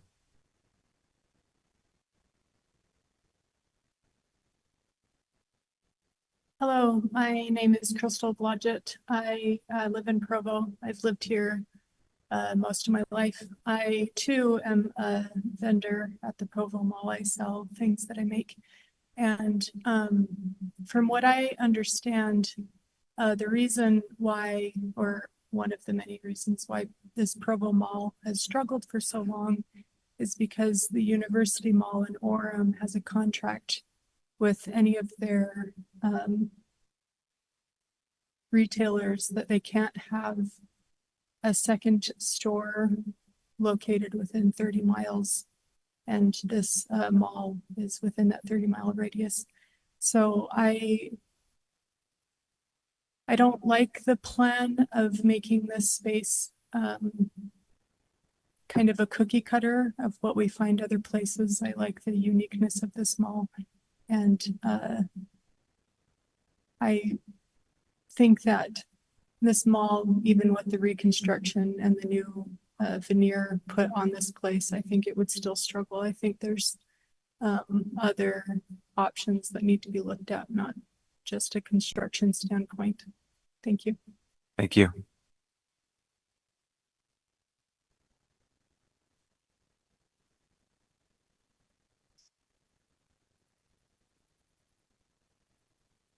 Hi, my name is Gary Kilpack, and I've lived here probably more than 20 years. Oh, is that better?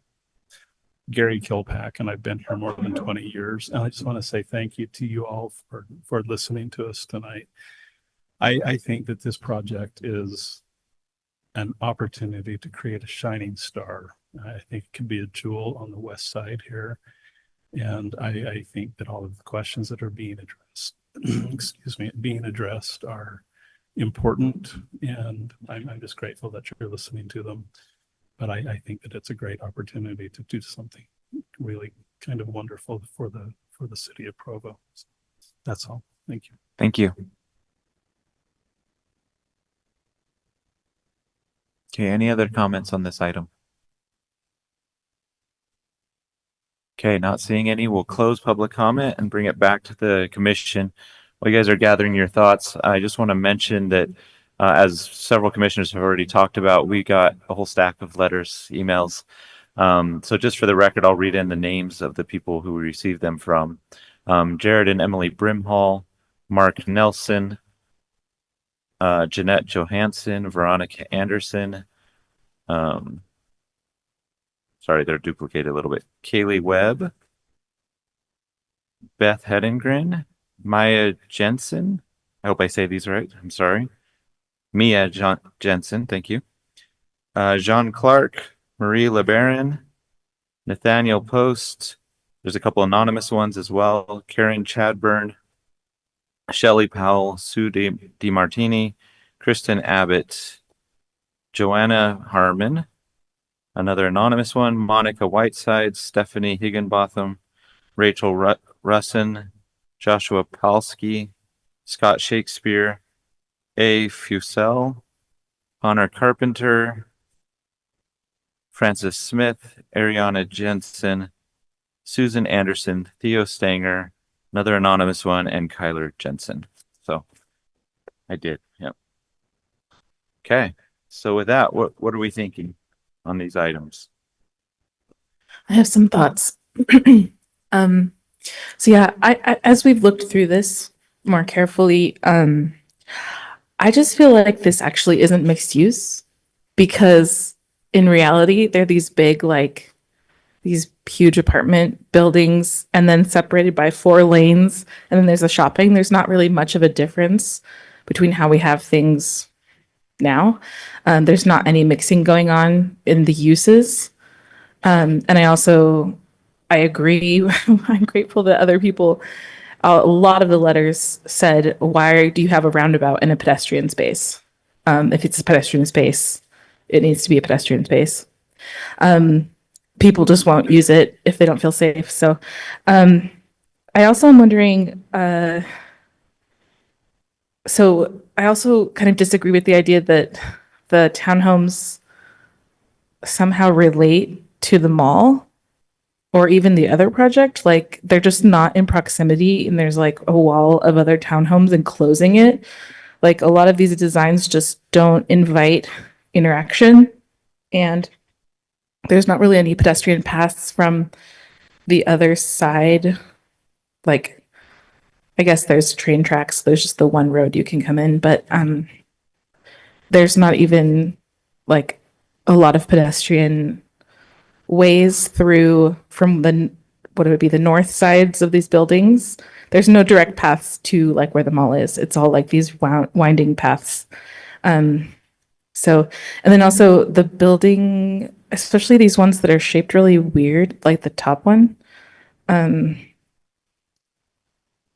Oh, that's a park. The whole thing. But yeah, okay. So yeah, my mom lived in one of these in Draper, and I think just the orientation of it, things still aren't close enough together to be walkable. They're still split up by huge swaths of space, and they don't have that enclosure that makes you feel like you want to stay outside, and that it's like a safe environment. So I also am concerned about not having third spaces, and there's no shade or shelter for summer or winter.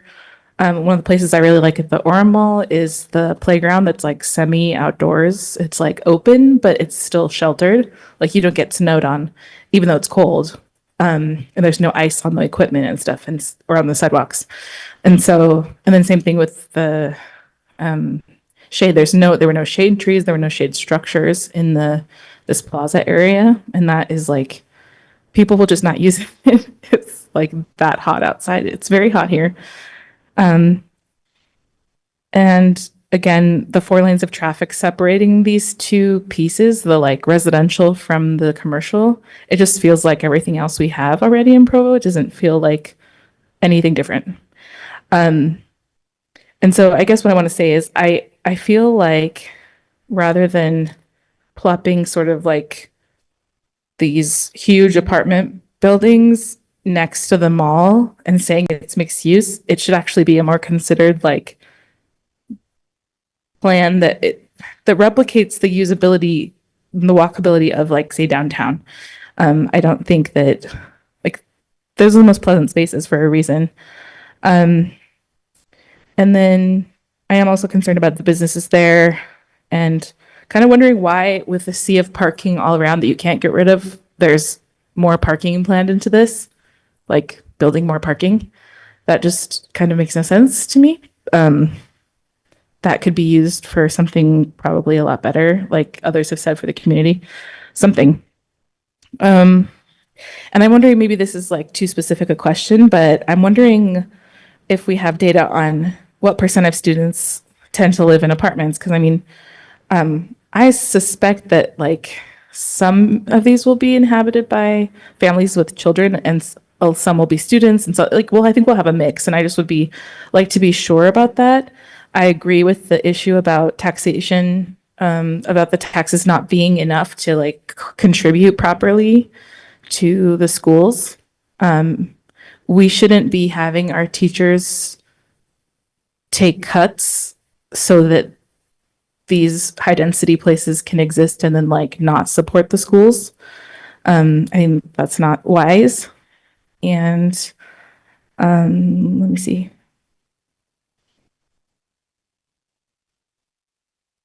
Yeah, so when others have said you felt like the townhomes weren't TOD, I feel like none of the residential here is TOD. Like, it just looks like those big apartment buildings that are like, when you go up the freeway and they're like on either side of the freeway, they're just like, but it's next to the mall. And there's no like shops really in between here, or restaurants or anything sort of giving that community space, even if it's like a cafe or something. So yeah, I think that having those traditional design patterns is superior to what, you know. One thing that we also heard in the letters was people don't want apartments to be built, but I've recently had seen conversations like on Facebook and places like that where people in Provo talk, and actually it's not that it's an apartment structure, it's the way it's designed that people dislike. People of all stripes really like more traditional styles of development and patterns. And I think it would be a lot more palatable that way. It also feels so much less temporary. It feels less like people say, you know, what they worry about is people coming, living here for a year or two and then moving. And there's no stable community in these places. But if you make it livable, then people will stay.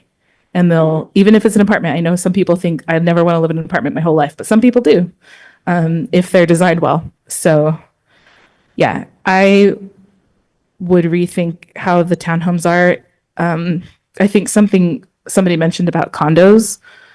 I think that would be, I understand the difficulty of that because of the finances, but there are certain places I've seen, like I used to live in Norfolk, Virginia, and they have these apartment buildings. It'll be like 3 levels and it'll have 6 apartments or 9 apartments in it.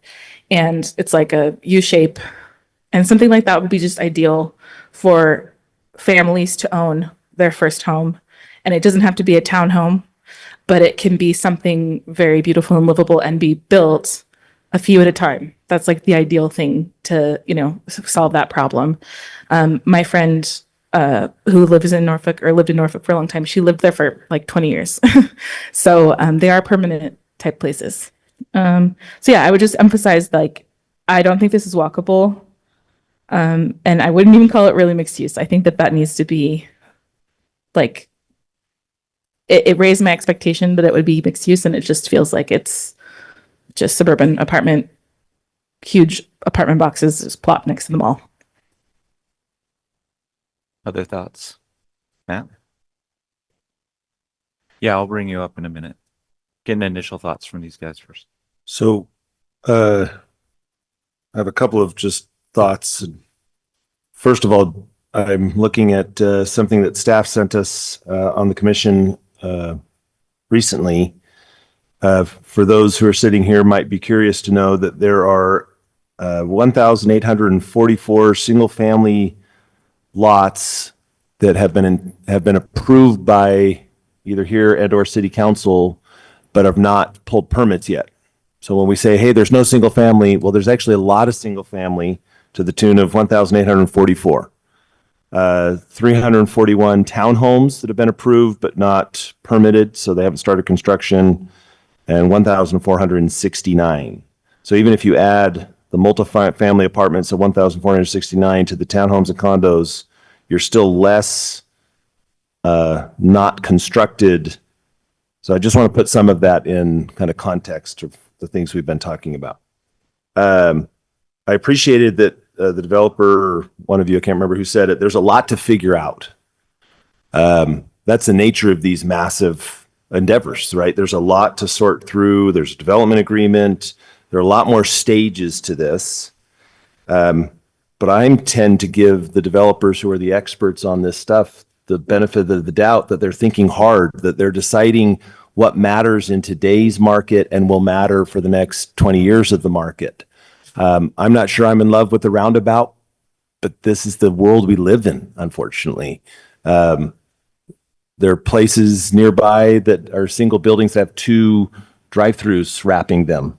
Those are not walkable buildings, but that's what the market is dictating. Our residents want to be able to drive up and get their food, and the retailers know that that's something they have to respond to. So I tend to trust the people that do this for a living, that they know what will work, what will be financeable, all of those things. So I'm pretty optimistic that all those things that we think need to be figured out will get figured out. Clearly, we have 3 unique, different agenda items. My thought is the third one doesn't go because it's too connected to what we've already recommended as not proceeding without a lot of recommendations. So my biggest issue with that is the heights, especially as they relate to the existing neighbors. But then I heard, and I don't remember your name, our neighborhood chair, who eloquently shared thoughts from the meeting and added, taller's okay if there's more for sale. I guess I'm okay with the height as it is if there was more for sale in this, not maybe go up taller, but I appreciate the sentiment. But I think there's more sensitivity to who's there now, including the displacement of the mobile home park. I think we haven't heard enough to make me feel good about what's happening there. But they own it. They own the mall. The mall's struggled for a long time. I'm sensitive to the fact that we have some very important demographics that are enjoying it. But realistically, those are hard things in an environment that you're trying to grow or make money or connect with more people.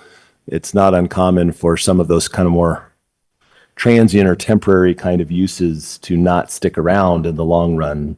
Although it would be great if there was a way to make that happen. Thank you. Other comments, Joel? I don't know that this is even in our purview, but I wish we could grant something like a density bonus in exchange for very clear community benefits. Like you set aside, 35 homes for the people being displaced. You get an extra floor. You set aside leasing space for the businesses that are being displaced. You get, 1% tax cut for the first 5 years, work into the development agreement. I wish we had tools to ensure that the community, commercial and residential, are being protected. And right now, I don't feel like a whole lot of that is happening in here. Even with the HRTZ stuff, I think the state is pushing really hard for this moderate income housing stuff. And I think it's nudges in the right direction, but I fear that just meeting the bare minimum is not enough. Definitely. Any other thoughts? I have a lot of thoughts, but can we hear from the applicant again? Yeah, so that's what I was going to do next once we got initial thoughts. Do you have some initial thoughts you want to do first, or do you want them to speak first? Okay, so the first one I want you guys to... John. Oh, sorry. So Go ahead, just a couple of ones. So maybe these have already been said before, but it would feel, I guess I'm feeling similar to other commissioners here that I was concerned about the mobile home displacement. I still am. And I was concerned also about the new townhomes not meeting the current Provo standards. But as I sit here and think about what's best for the city of Provo, how do we decide what really is needed and what can we do? And one of the things that we hear a lot, these two things together, is more affordable homes for home ownership. And And I've been thinking about tiny homes and maybe not all the amenities, but something that is starter level homes and starter things to get into. And I wonder if, you know, the best thing to do is to not require all the requirements we have now, making something basic. And if the basic is an option for people that can't afford something better, maybe that is a good way to go. So I'm of two minds, and I apologize for the not clear thinking on this. I do not think that when you go there and you stand at the mobile home park and you try to walk to the mall now, they're not the same. They're different. They're completely physically different. And I don't feel like they're related at all. It feels like this is just being stuck together to make the project work, which may be a good enough reason. But I think long term, I really do want to have that the townhomes to be a self-contained townhome unit, whatever it is. I don't think trying to put the amenities with something else makes any physical or real sense.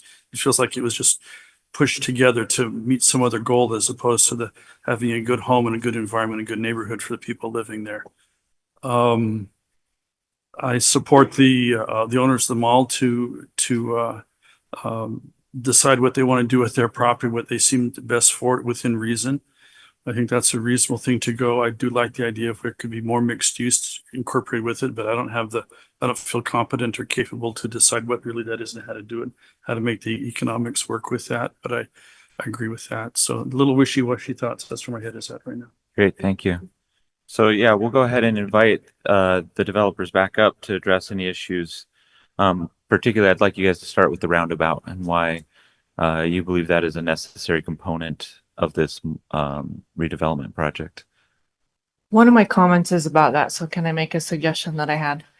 I don't think getting rid of the roundabout is a problem, like is an answer. I think that I like the thoughts that you put into it and the protections you put into it, but I wonder if maybe you could meet in the middle by having it go straight through and have your entire plaza be on the south side of the roundabout instead of have it divide the plaza.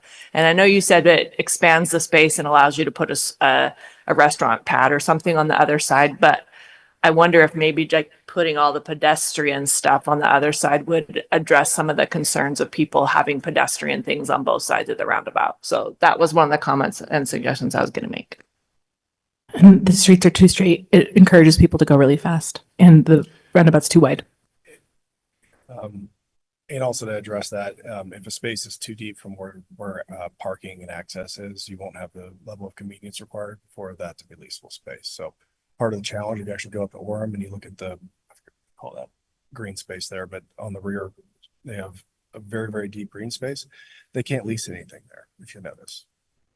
The reason is you have to get out of your car and you have to walk. And it's great when it's amenitized, there's an activity, it's a great place. But it's a little bit, from my opinion, it's a little bit like an empty restaurant syndrome. When you drive by and there's nothing going on, like why isn't there nothing going on? I don't want to hang out there. You said in Orem, Yeah, the can I place ask you, you're talking about the backside of the The mall? backside green The space. north side. By H&M. I think you're talking about by Yeah, by that's H&M. my favorite right? part of the mall. To me, that's exactly what you're doing here though, because this is a drop off. You can't park there. So it's the same thing. Yes, it There's is. a place You where you can can- drop people off there as well, and the parking lot's across the road from it. You the can same. park there. There's some teaser parking right there. And that's one of the reasons that we have that covered parking that gets brought in closer to the entrance of the plaza for Cinemark is to allow for that more convenient Can you parking. show me where you could park right there around the roundabout? If you go up and to the right and just north of that cafe, there's some parking there. There's also drop off there. And then there's parking. The question was asked about the smaller parking just below that second cafe. And then you've got the covered parking directly to the left between Cinemark and JCPenney's. Okay, so I guess what Lisa's saying is if you brought that straight down, you're not losing any of those things that you just described. You're just pushing the pedestrians all to one side. That's right. And you would make that entire space to the left about 2 acres. So How big is this? Maybe How- I'm just making, if I could. Yeah. We're really here asking for 3 things at this point. Right? We're asking for a general plan amendment to allow the zone. We're asking for a zone change that would allow the use. So we're asking for a concept site plan. There are a lot of questions that we will have to answer. And I think these are suggestions and feedback for us to listen to, but this is not the final meeting on the site plan, right? And so I don't want us to get wrapped up in some of the details of this. I think the question before you tonight and what we're asking you to approve is this an appropriate plan to keep moving forward with? In a broad sense, right? Is this the right use for the property? Is this the right scale for the property? Is this the right zone? And should we take the next step? Right? That's really what we're asking for. Now, you know, could we move the roundabout? I think that's something we could look at. I think look, we think if we move it to the other side, that we will cause a plaza to fail. And we're the ones that have to live with that. So we feel strongly about it, you know? So to that point, I mean, that's part of what I was going to make. I mean, we're contemplating almost a, $500 million investment in this project. You can be assured that we've thought about a lot of these details and what is the viability, and for us to sit up here and stand behind you and feel comfortable that this is something that we can execute and has the elements of executability and viability and sustainability.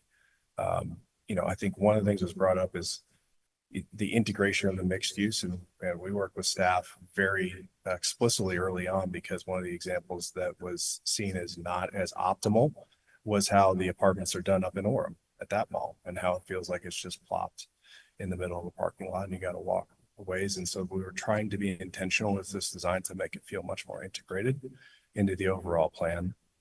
A detail that I think is not exactly explicit here is that this is not a two-lane roundabout. This is a one-lane roundabout that has full bike access all the way around it as a dedicated lane, and also has a drop-off area. So the intent is not to allow two-car lanes. And then finally, I would say, there are services that retailers use all the time. It's called Placer. It tracks traffic, foot traffic data. It's kind of an industry standard. I will tell you that this, based on that data, is bottom 20% of those trafficked malls in the entire country. That means 80% of malls, which are struggling, get greater traffic than this mall does today. Furthermore, it is the second to last in the state for similar projects. So, I mean, from my standpoint, the community and we have a choice before us. We can continue down the road, and I would propose what is not a viable orientation of retail for the future, or we can decide that this is a vision that is more optimal. And given how much time and effort has gone into the approvals and the design with the various stakeholders that I alluded to several different times, and this is over a 4-year effort to get where we are today, to be in front of you with this plan. And you would be shocked at the levels of details of conversations we would have in those approvals. Things like, we need you to remove the parallel parking off of the Freedom Boulevard Road because we won't approve this project if you have parallel parking there.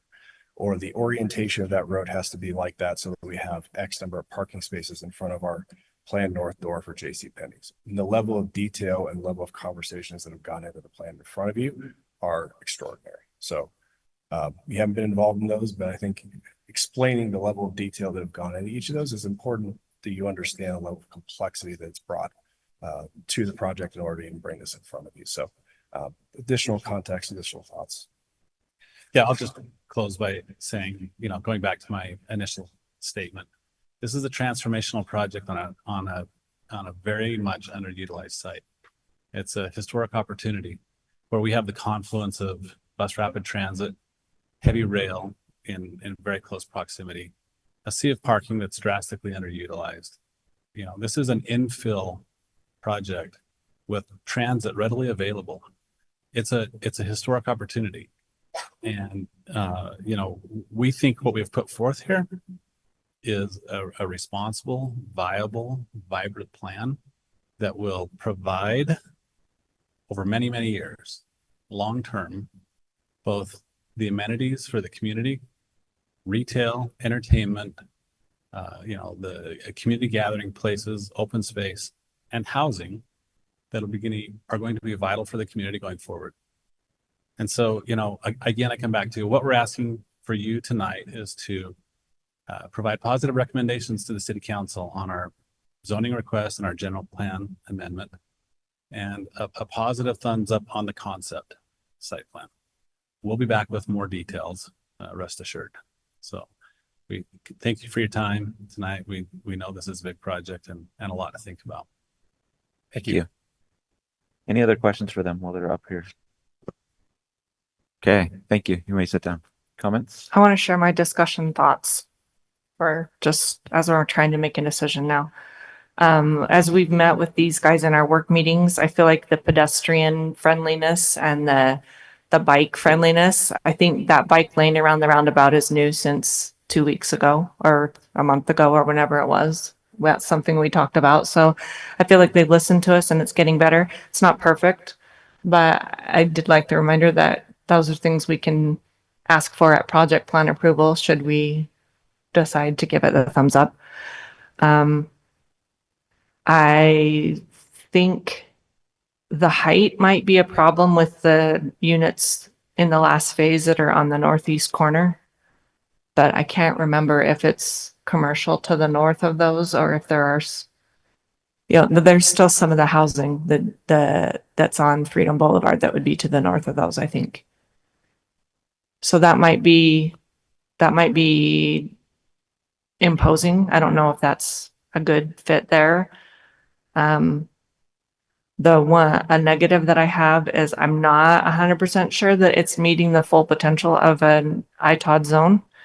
ITOD should be oriented around the transit and pedestrians and not auto-centric. And even though I feel like they're taking advantage of the location being close to transit, like it'll get used and that it will benefit people by being close to transit, I'm not sure that it's still not giving preference to auto. And I don't know if that's something that the ITOD demands or not. I'm not crazy about the lack of proximate parking for the retail side. If they put that underground parking on the lower level there, as shown in this picture, that will help a little bit.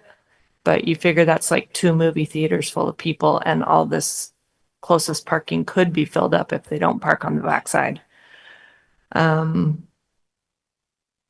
Aside from not liking the relocation of the mobile homes, I'm not opposed to townhomes in the area that's proposed, but I don't think it needs, like John said, I don't think it needs to be part of this project. I think it could be a separate entity, though it is kind of nice to have it open up to this project so that it's able to access the amenities.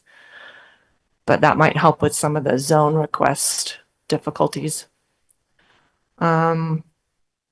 In regards to the pedestrian friendliness, they've added, there's a lot of trails that are hard to see from a zoomed out map, but I noticed there's lots of walkways that are connecting some of the housing to the different amenities. Still not a super great route to get to Target. And I know that the best route to get to Target, according to their routing map, was to go through the middle of JCPenney, but that only works if you're shopping between 11 a.m. and 7 p.m. or something. They're not open very often. So that's not a 24/7 shortcut. So it still feels like people might drive to Target if we're really trying to be ITOD centric. I wonder if this is such a viable financial idea, why it needs tax cuts, because that does worry me about the long-term effect. And I like Joel's creative suggestions for bonuses in exchange for community benefits. So I think I saw Mr. Pepperoni writing those down as he said them. So that could be something part of discussion when it moves on, if it moves on. So I actually think I would be inclined to say I have serious concerns that I would like to see ironed out, but I'm not opposed to this project. I definitely think the mall needs an improvement, and I definitely think this will help East Bay as well. Like not just the mall, but the surrounding areas will benefit from life, a diverse life being breathed in. I would love to find opportunities for the existing tenants to find space still. But I think there needs to be more than that, because that community is not large enough to keep them all alive. So there needs to be a great diversity of people that come to the mall for a diverse number of reasons. So those are my thoughts, but I think I would be leaning towards approving a concept plan because my concerns could be ironed out with discussion. And I would be leaning towards saying yes to the zone if it didn't include the townhome section, because I don't believe that is ITOD housing. And likewise, I would be okay with the general plan amendment minus that portion, but it's kind of a bubble and not boundary specific. So that really wouldn't make me vote no on that one either. Would you be okay with the townhomes themselves if it was a separate zone? Absolutely. I think it's a great buffer use. You've got a church in between the parking lot and the townhomes property. And then you've got single family and multifamily housing around it. I think it's a great transitional housing use between that and the higher housing. So, but once again, that comes with the misfortune of if that gets built, then the mobile homes get displaced. And I don't have an answer for what that should look like, but it is their property. But once again, aren't they rewriting the ITOD? So does this really mean that we should axe this? Do you know what I'm saying? Do Well, we really have to go back because this is like, that's what I'm saying though, is that I don't believe. I mean, I believe in your integrity on wanting to do the plan the correct way. You are right. But I'm just saying. The reason I don't support the townhomes being in this project is because I don't believe they meet the intent of the ITOD zone. So it's not that I don't like the Agreed, but I'm saying. townhomes exactly where they are. I just wouldn't ask for the rezoning to apply to that parcel. But we're rewriting it anyway. Do you see where I'm? But the goals will still be the same. They'll still be to have high density housing around resources that will meet the needs of high density housing. And I don't believe the townhomes qualify as high density housing. So they should just reapply for that town. I would that just change townhome the section. and have For the the zoning sake of- reflect the true use. And maybe that's silly, but that would mean they wouldn't have to ask for the exceptions on That's the what I rules mean by either. the use of the word integrity. I was Yeah. like, all right, I see your point. So that's good- why it's I'm like, good I would still governance. vote for it because I think that's minimal, but if we really want the zoning to match what we're asking for, there's no reason to include that in the project as far as I can see. As long as my microphone's on, the only thing I think is that we need some coverage, but that's for another, you know what I mean, from the elements. And I think Barbie brought that up. There were a lot of good comments from you guys on design things. But I hope it works. I hope you come up with a good plan because it's a zombie mall right now. And I mean that in the sense that it's not making money. Joel? This is more for staff. Can I ask what's vested at the concept plan stage? If we're approving this concept plan, what exactly is being vested? How conceptual is it? How specific is it? So the concept plan is attached to the development agreement. But to a large extent, there's not a lot of vesting with the concept plan. What happens with the zone change though, is anything that's permitted in that zone can be done. So unless the development agreement prohibits a specific thing, it can change as long as it meets the zone. Yeah, I don't know that I necessarily have an issue with the TOD zoning for this parcel. I think it makes sense in that proximity to UVX, but yeah, if there are details that we're still wanting hashed out at the site plan level, I don't want to find out, oh, we're actually stuck with these 5 apartment buildings in this configuration, and we're stuck with these townhomes in this parcel because that's what was vested at concept plan. You are stuck with that if the zone, the TOD zone that gets approved by the city council would allow this, then you've lost the ability to adjust the plan.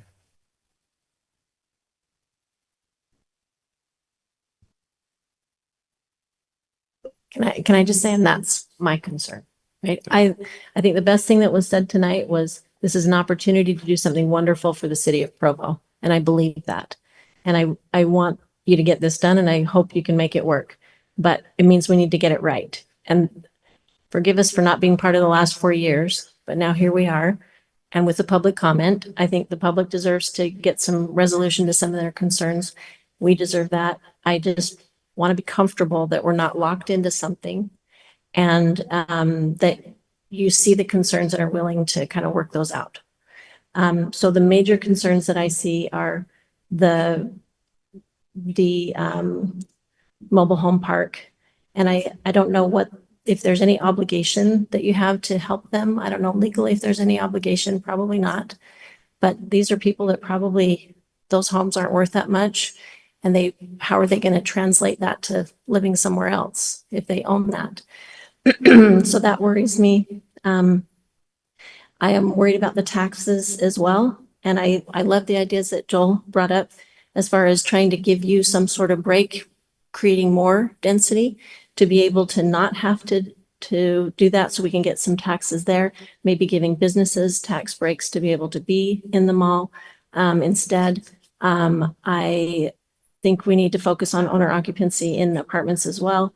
I am worried about the vehicle access and everything. I just think that whole thing, I know what you're saying, and maybe that's the only solution, but I also really love that atrium. It is a beautiful place. It's a beautiful view of Timpanogos.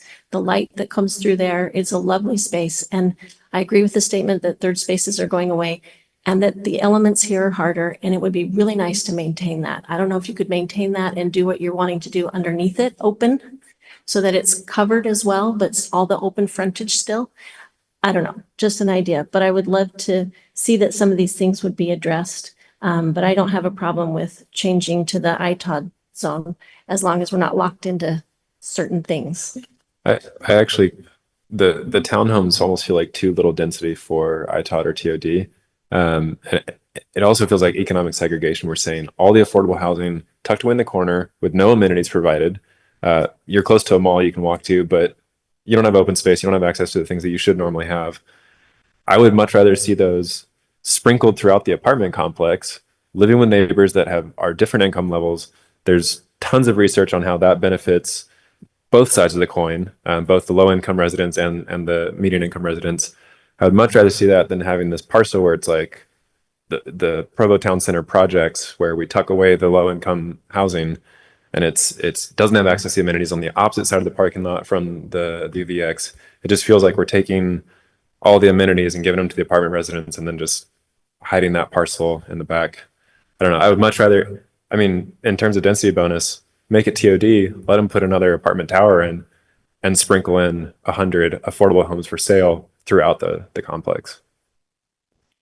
I agree totally with that. I also worry a lot about the economic segregation issue, especially because the effect that has on opportunities down the road for like the kids and schools and all that stuff. And, you know, your network is going to matter later on. And I think this goes back to what people were trying to talk about is the community actually gaining something while they're gaining, you know, revenue or whatever. I know the mall's in a bad way. But what I realized it was a couple weeks ago, we were there. My husband he took me on a date to the geek store, and I was like, this is basically replicating, like indoor malls were like basically replicating like a town where there are stores, but there's nothing above it. And that's what's nice about it. So it's just really like weird to me that we wouldn't try to still take the best of what that was trying to do, I guess. And it was very much, you know, it's very much a suburban, like away from everything, surrounded by cars, you drive there. But still have that dynamic of like, there's a bunch of shops in a row. Like, I feel like this is an opportunity, but I feel like this is not being used the best way. I think there are lots of space opportunities and relational opportunities, and how the design of it could go a long way toward unifying the mall with the housing and spreading around the varieties of housing. I mean, slap some housing on the mall and put some ground floor retail in the apartments. Right now it's mixed use, but we've mixed the uses. It's not exactly like vertically mixed use. Exactly. And that's like really ultimately kind of a natural, like an intervention.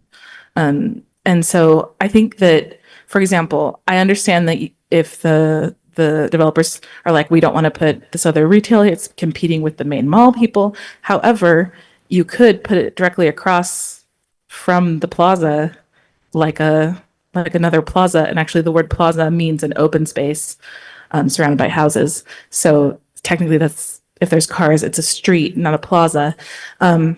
So yeah, I mean, there's all these opportunities that I think could be just so much better. And they're not that big of a different design. It's just not like well thought out. Yeah, and I'm a user experience designer, so I'm always thinking about like what will the experience be for people living there.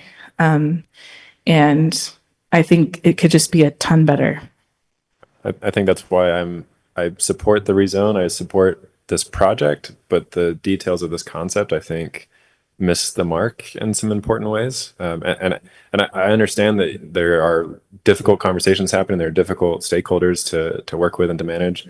And I understand that. It's not very often you get a chance to reinvest in an area like this and bring TOD zoning. Like it's just such a unique opportunity to breathe a really new life into this area. And I just don't want to see those details fall apart. And having true mixed use increases the value of the land and the productivity of the land. And so ultimately it's a good thing for everybody. And far from, for example, how it happens a lot of times, I don't know if, like when I was in school at BYU, King Henry wasn't that new, but it was pretty new. Like the rich kids lived there. And then they opened that other place where Awful Waffle was forever ago. And, you know, that place, The Village, I think it's called. And that was the place, you know, and so what ends up happening is then everything else becomes sort of like, oh, that's old now. And I think that's the kind of short-term thinking, if it's not a good thing. And it would be better to think of this as something that should grow in value, not depreciate over time and kind of dilapidate. So I think that needs to be considered. Matt? I think I would like to speak for the developers that they've worked a ton, and this is fantastic, but it's a different school of thought, right? Going vertical mixed use is a different school of thought. It doesn't make it work. There are lots of failed vertical mixed use because the person managing it doesn't manage the retail on the first floor very well, and they end up not quite managing the residential and it has some issues. This speaks to a different model that I think will work wonderfully. But yes, there's probably stuff to be done. So my stance is yes on the general plan, thank you. Yes on the zone, and let's continue the concept plan because we just basically reformatted a whole bunch of stuff on the code that's going to inform this. And so I don't feel comfortable pushing this forward in any format because there's just so much unknown. We don't know what's in the development agreement. We don't have confidence in so many little aspects, but I see the value in keeping the momentum and letting this keep going and seeing what the city council says and working some more with staff and not stalling because maybe we disagreed on some details. They'll figure that out. I like that idea. And I also think that a continuation says, we like your project. We're sorry it's taking a few extra weeks, but we have a few concerns, and that will give the staff the opportunity to talk with them about some of the ideas. And I think the TOD gives it legs. It's no longer dependent on, are we going to get the rezone? Are we going to get the density we need? Like you can figure out the details then from that baseline. I would feel very comfortable with moving forward in that way. So one other thought, in general, I am, but I'm still concerned about combining the manufactured home park with the in the TOD. It just feels like it's just a step too far from me. I also feel like the zone change is one of the, like, what do I want to say, the places where we have the most discretion in terms of negotiating. Does that make sense? Like for the best outcome for the community. Yeah, but it's such a good use. Like this is exactly what we want to see. Yeah, I mean, I think that it doesn't go far enough for ITOD, Exactly. you know, but so yeah, I mean, just a thought. And I would agree with, I think it was Joel's recommendation. Like, I'm happy with the townhomes, but why not go bigger, especially if it does more for the rest? And if we improve that zone, then they can have that. They can say, oh, I didn't like they probably, I'll speak for you guys. They're probably thinking, oh, they probably want townhomes for sale. Yes, but boy, if you But could. we're okay if you put them on the ground level Let's and put them on condos other on top. things and Yeah. spread them out and get more density. We'll help you pay for it. And they've heard all of this now, right? And so they're going to go think about this and figure this out and play with heights. And they've heard the neighbors. And I think what we see next, especially after the code gets modified, then their work with staff, we'll see the development agreement, and now we can go, oh, we're really excited, or we're really excited except for these two things. Right now, there's a lot of guesswork. So the only problem I have with these great ideas that we've just established is that the concept plan is only coming before us because it is the gateway to the zone change. Like, we have to like the concept plan in order to recommend the zone change. So this is maybe one of those exceptions where we like it enough, but we don't want to lock into it, and that's still perfectly okay. Is it? Okay.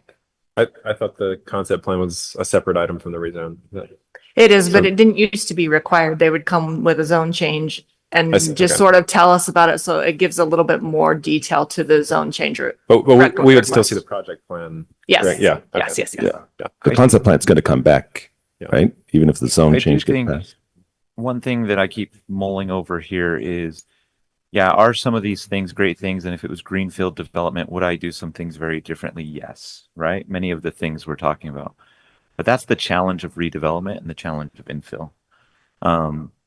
We talked about, hey, these other parking places, wouldn't that be great to put in? But no, they're controlled by existing tenants, right? I think some of the vertical mixed use is going to be hindered by the fact that the retailers don't want to be competing for proximal parking with the residents themselves. I think, they mentioned, and I think this is very purposeful, the buildings that are wraparounds are 5 stories tall, and the ones that are parking on the bottom and housing on top are 7 stories tall. The reason for that is because you have to change materials once you get any taller, and it's a much more expensive building to build, right? We've talked a lot about smaller developments that are more cozy, things like that. Watched a very interesting documentary that talked about how the reason we don't see those is because our fire code requires 2 fire escapes that are a certain distance apart. That makes a minimum building size that you have to hit. And to hit that size, you have to have like all studio apartments, right? Like, we are very, very limited in what we can do here. And when I think about all of those kinds of things factored in here, I honestly start saying, you know what, this is not a bad plan, right? When tenants say, I'm not going to rent store space from you because you don't have street frontage, so you have to have a roundabout or something near me. When you think about the building codes that we have, those kinds of things, suddenly I start seeing why certain decisions were made the way they are. I do have concerns. There are things I would love to see different, but I think there's some real positives too, and it's worth highlighting these. I do like the idea of trying to create some home ownership opportunity for 60%, 80% AMI. I've learned of late that condos are actually really hard to do with the current landscape. Some insurers won't touch them. To get a mortgage in a condo, there has to be all these things that the HOA meets and the building meets, and you can have a condo very easily be uninsurable or you can't get a mortgage on it, right? We run into these things, and townhomes have kind of fit, because of the rules we've made for ourselves, that nice niche of where they don't run into those problems, and yet they create a lower cost product type than a single family home on a larger lot kind of thing. Why are they the only kind of missing middle type we get? Because of the rules we set for ourselves. And that's what it is. And I think we should have lots of discussion about those rules and how to change them, but that's not here or now. Yeah, exactly. And so I think there's a lot to like. I went and looked it up. The number of units over the course of this building, even though it will take several years, represents 4% of all houses we have in Provo. That is a significant jump in housing stock. And I'm kind of talking about what Barbie was talking about. When you get something like this, maybe these aren't the cheapest condos or apartments themselves, but when you add that many, you're going to start to affect the market. Other places will become cheaper, or at least not increase as much, right? Because you've significantly affected the market.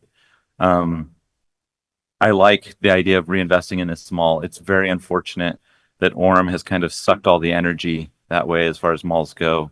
And our city is in very much need of this sales tax revenue and the business revenue and the jobs that it provides, et cetera, if we could revitalize this area. And I think that's very beneficial. And I love the idea as part of that you're building in something that's probably going to be about 2,500 customers that live across the street from the mall, right? We've talked a lot about trying to get grocery stores on the west side and how many rooftops you need, et cetera. You've got a lot of rooftops right next door. And that's very much going to help the businesses in this area, not just in the mall, but at the other businesses as well who have sometimes struggled. And just the reality that, yes, I love the community as well, actually, at the mall and the gaming stores. My oldest son loves D&D and Magic the Gathering and all that kind of stuff, and he's gone there many times. But unfortunately, if we're 20th percentile nationwide and second to last in the state, that's just not viable to stay. And so we need to a certain extent, I think Matthew was reflecting this, trust that the developers know what they're doing and they've done the math, and that this is going to be something that's financially viable, right? And that in a lot of ways is kind of the most important thing for any project, because we don't want it to become a ghost town because it failed, because we required maybe too much out of it, etc. So right now, I think I'm on board for the idea, although I'm still trying to understand what we're locked into. But I'm all for the general plan amendment. I think revitalizing this area is a good general plan idea that we need to have. I'm fine with the zone change. I would do 2 zones. I would do an ITOD zone for the majority of it, and then an MDR zone for the townhomes. That just makes more sense to me. Requires fewer exceptions, all those kinds of things. Not saying they shouldn't do it, but just let's do the zoning like it should be done. And then maybe the concept plan is where I'm more split.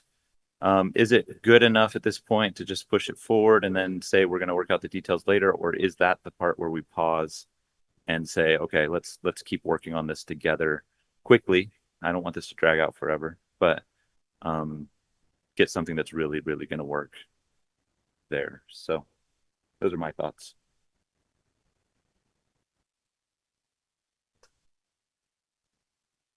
Ready to vote?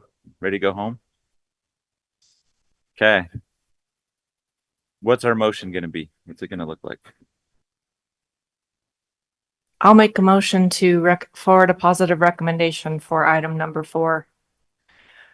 To forward a positive recommendation or a recommendation to approve item number 4 to the municipal council for Brixton Capital's request for a general plan map amendment from commercial designation to the transit oriented development designation for 23 acres of land located at 1095 South 500 West and 1200 South Towne Centre Boulevard. Second. Okay, any discussion on the motion? Shouldn't we put in a recommendation to divide it into 2 zones? I think that would be with the zoning, not the general plan. Do we need to add findings and conditions from the staff report? No, because we're recommending it. Okay. It didn't say we needed to for this one. Yeah, because it's consistent. Just double checking. Good question. Okay, let's begin voting. Aye. Aye. Aye. Aye. Aye. I'll vote aye, and so item 4 passes unanimously. Let's go to item 5. Can I ask a question on item 5 before somebody makes a motion? So it seems like we're maybe a little torn on do it all, just keep it going, or divide it up. I don't think we can. I think we can say if we vote against approval, then we say this is why, because we want it to be divided. But I think because their request was for it to all be ITOD, we can't change that in our recommendation, can we, Mr. Pepperoni? I would suggest that you make a recommendation for approval of the ITOD, and then you can suggest if you would like that the townhome area be a different zone. Okay. And that's something the city council has a prerogative to adjust without them having to file another application? Yeah. Okay. And I like that too, because if what they've heard is, ooh, we could go a little more dense, get more affordable, maybe have a strategy for the 23 mobile, like we might have just gotten all that we wanted because they're going to think about it different. But if we don't approve the ITOD in total, we may not have prompted that or kept the ball rolling fast enough for that to kind of make sense.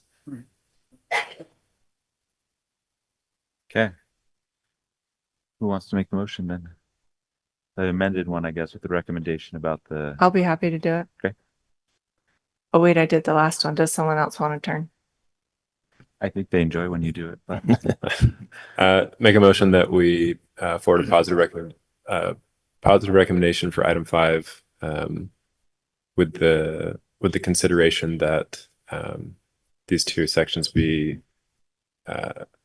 separated. How we word it? Yeah, be given different consideration.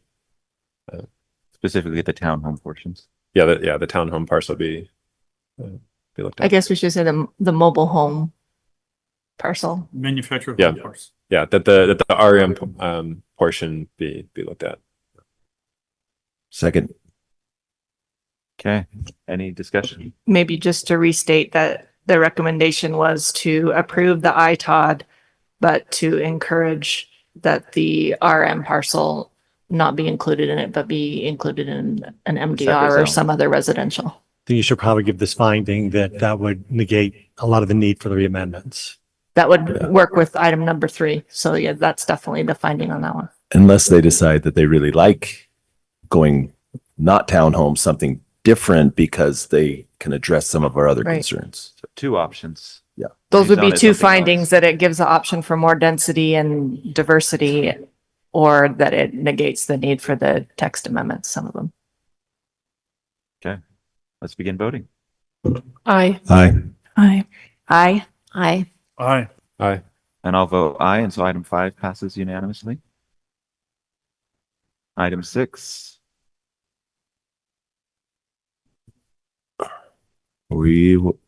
I would motion to continue based on our conversations, but if somebody would like to motion differently, If we continue, then this is that we want them to bring back some other ideas?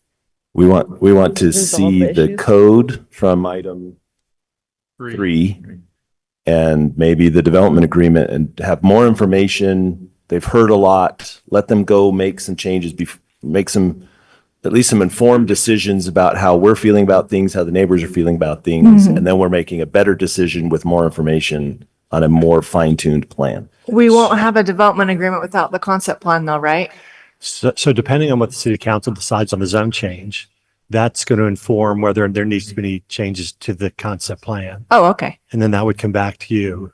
So that's still logical. Right. So that's okay. Staff would be in support of that concept. So we have a motion on the table. Do we have a second? I'll second. Any discussion on the motion itself? Okay, we'll begin voting. Sorry. State the motion one more time. Yeah. I move to continue item number 6, Brixton Capital request concept plan approval for mixed-use redevelopment project with specifically the finding that there's a lot of information that city council, the code, item 3, and then we'll be able to make a better decision. Do we need to put a time on that or can we leave it open-ended? I think you should leave it open. Okay. Yeah, that gives them those flexibility. And just so everyone understands, the developer will move forward with this concept plan to the city council because the city council is going to want to see what has been discussed, right? Right. Okay. Okay, we'll begin voting. Aye. Aye. Aye. Aye. Aye. Aye. Did you vote? Did you vote, Joel? Aye. Yeah. Okay, I'm voting nay, but only because I think I'm okay with it the way it is, like Jonathan was saying. Like I would be okay if it, just to state that we're not really that ruffled by it, but it could use some tweaking if you did Yep, it. and I'll vote nay for the same reason. So this one will pass. We're 8 of us, so 6-2 on the continuation. Okay. Okay, do we have a motion to adjourn? I move we adjourn. Seconded. Nay. I want to stay here all night. All in favor? Overruled. Aye. Provo.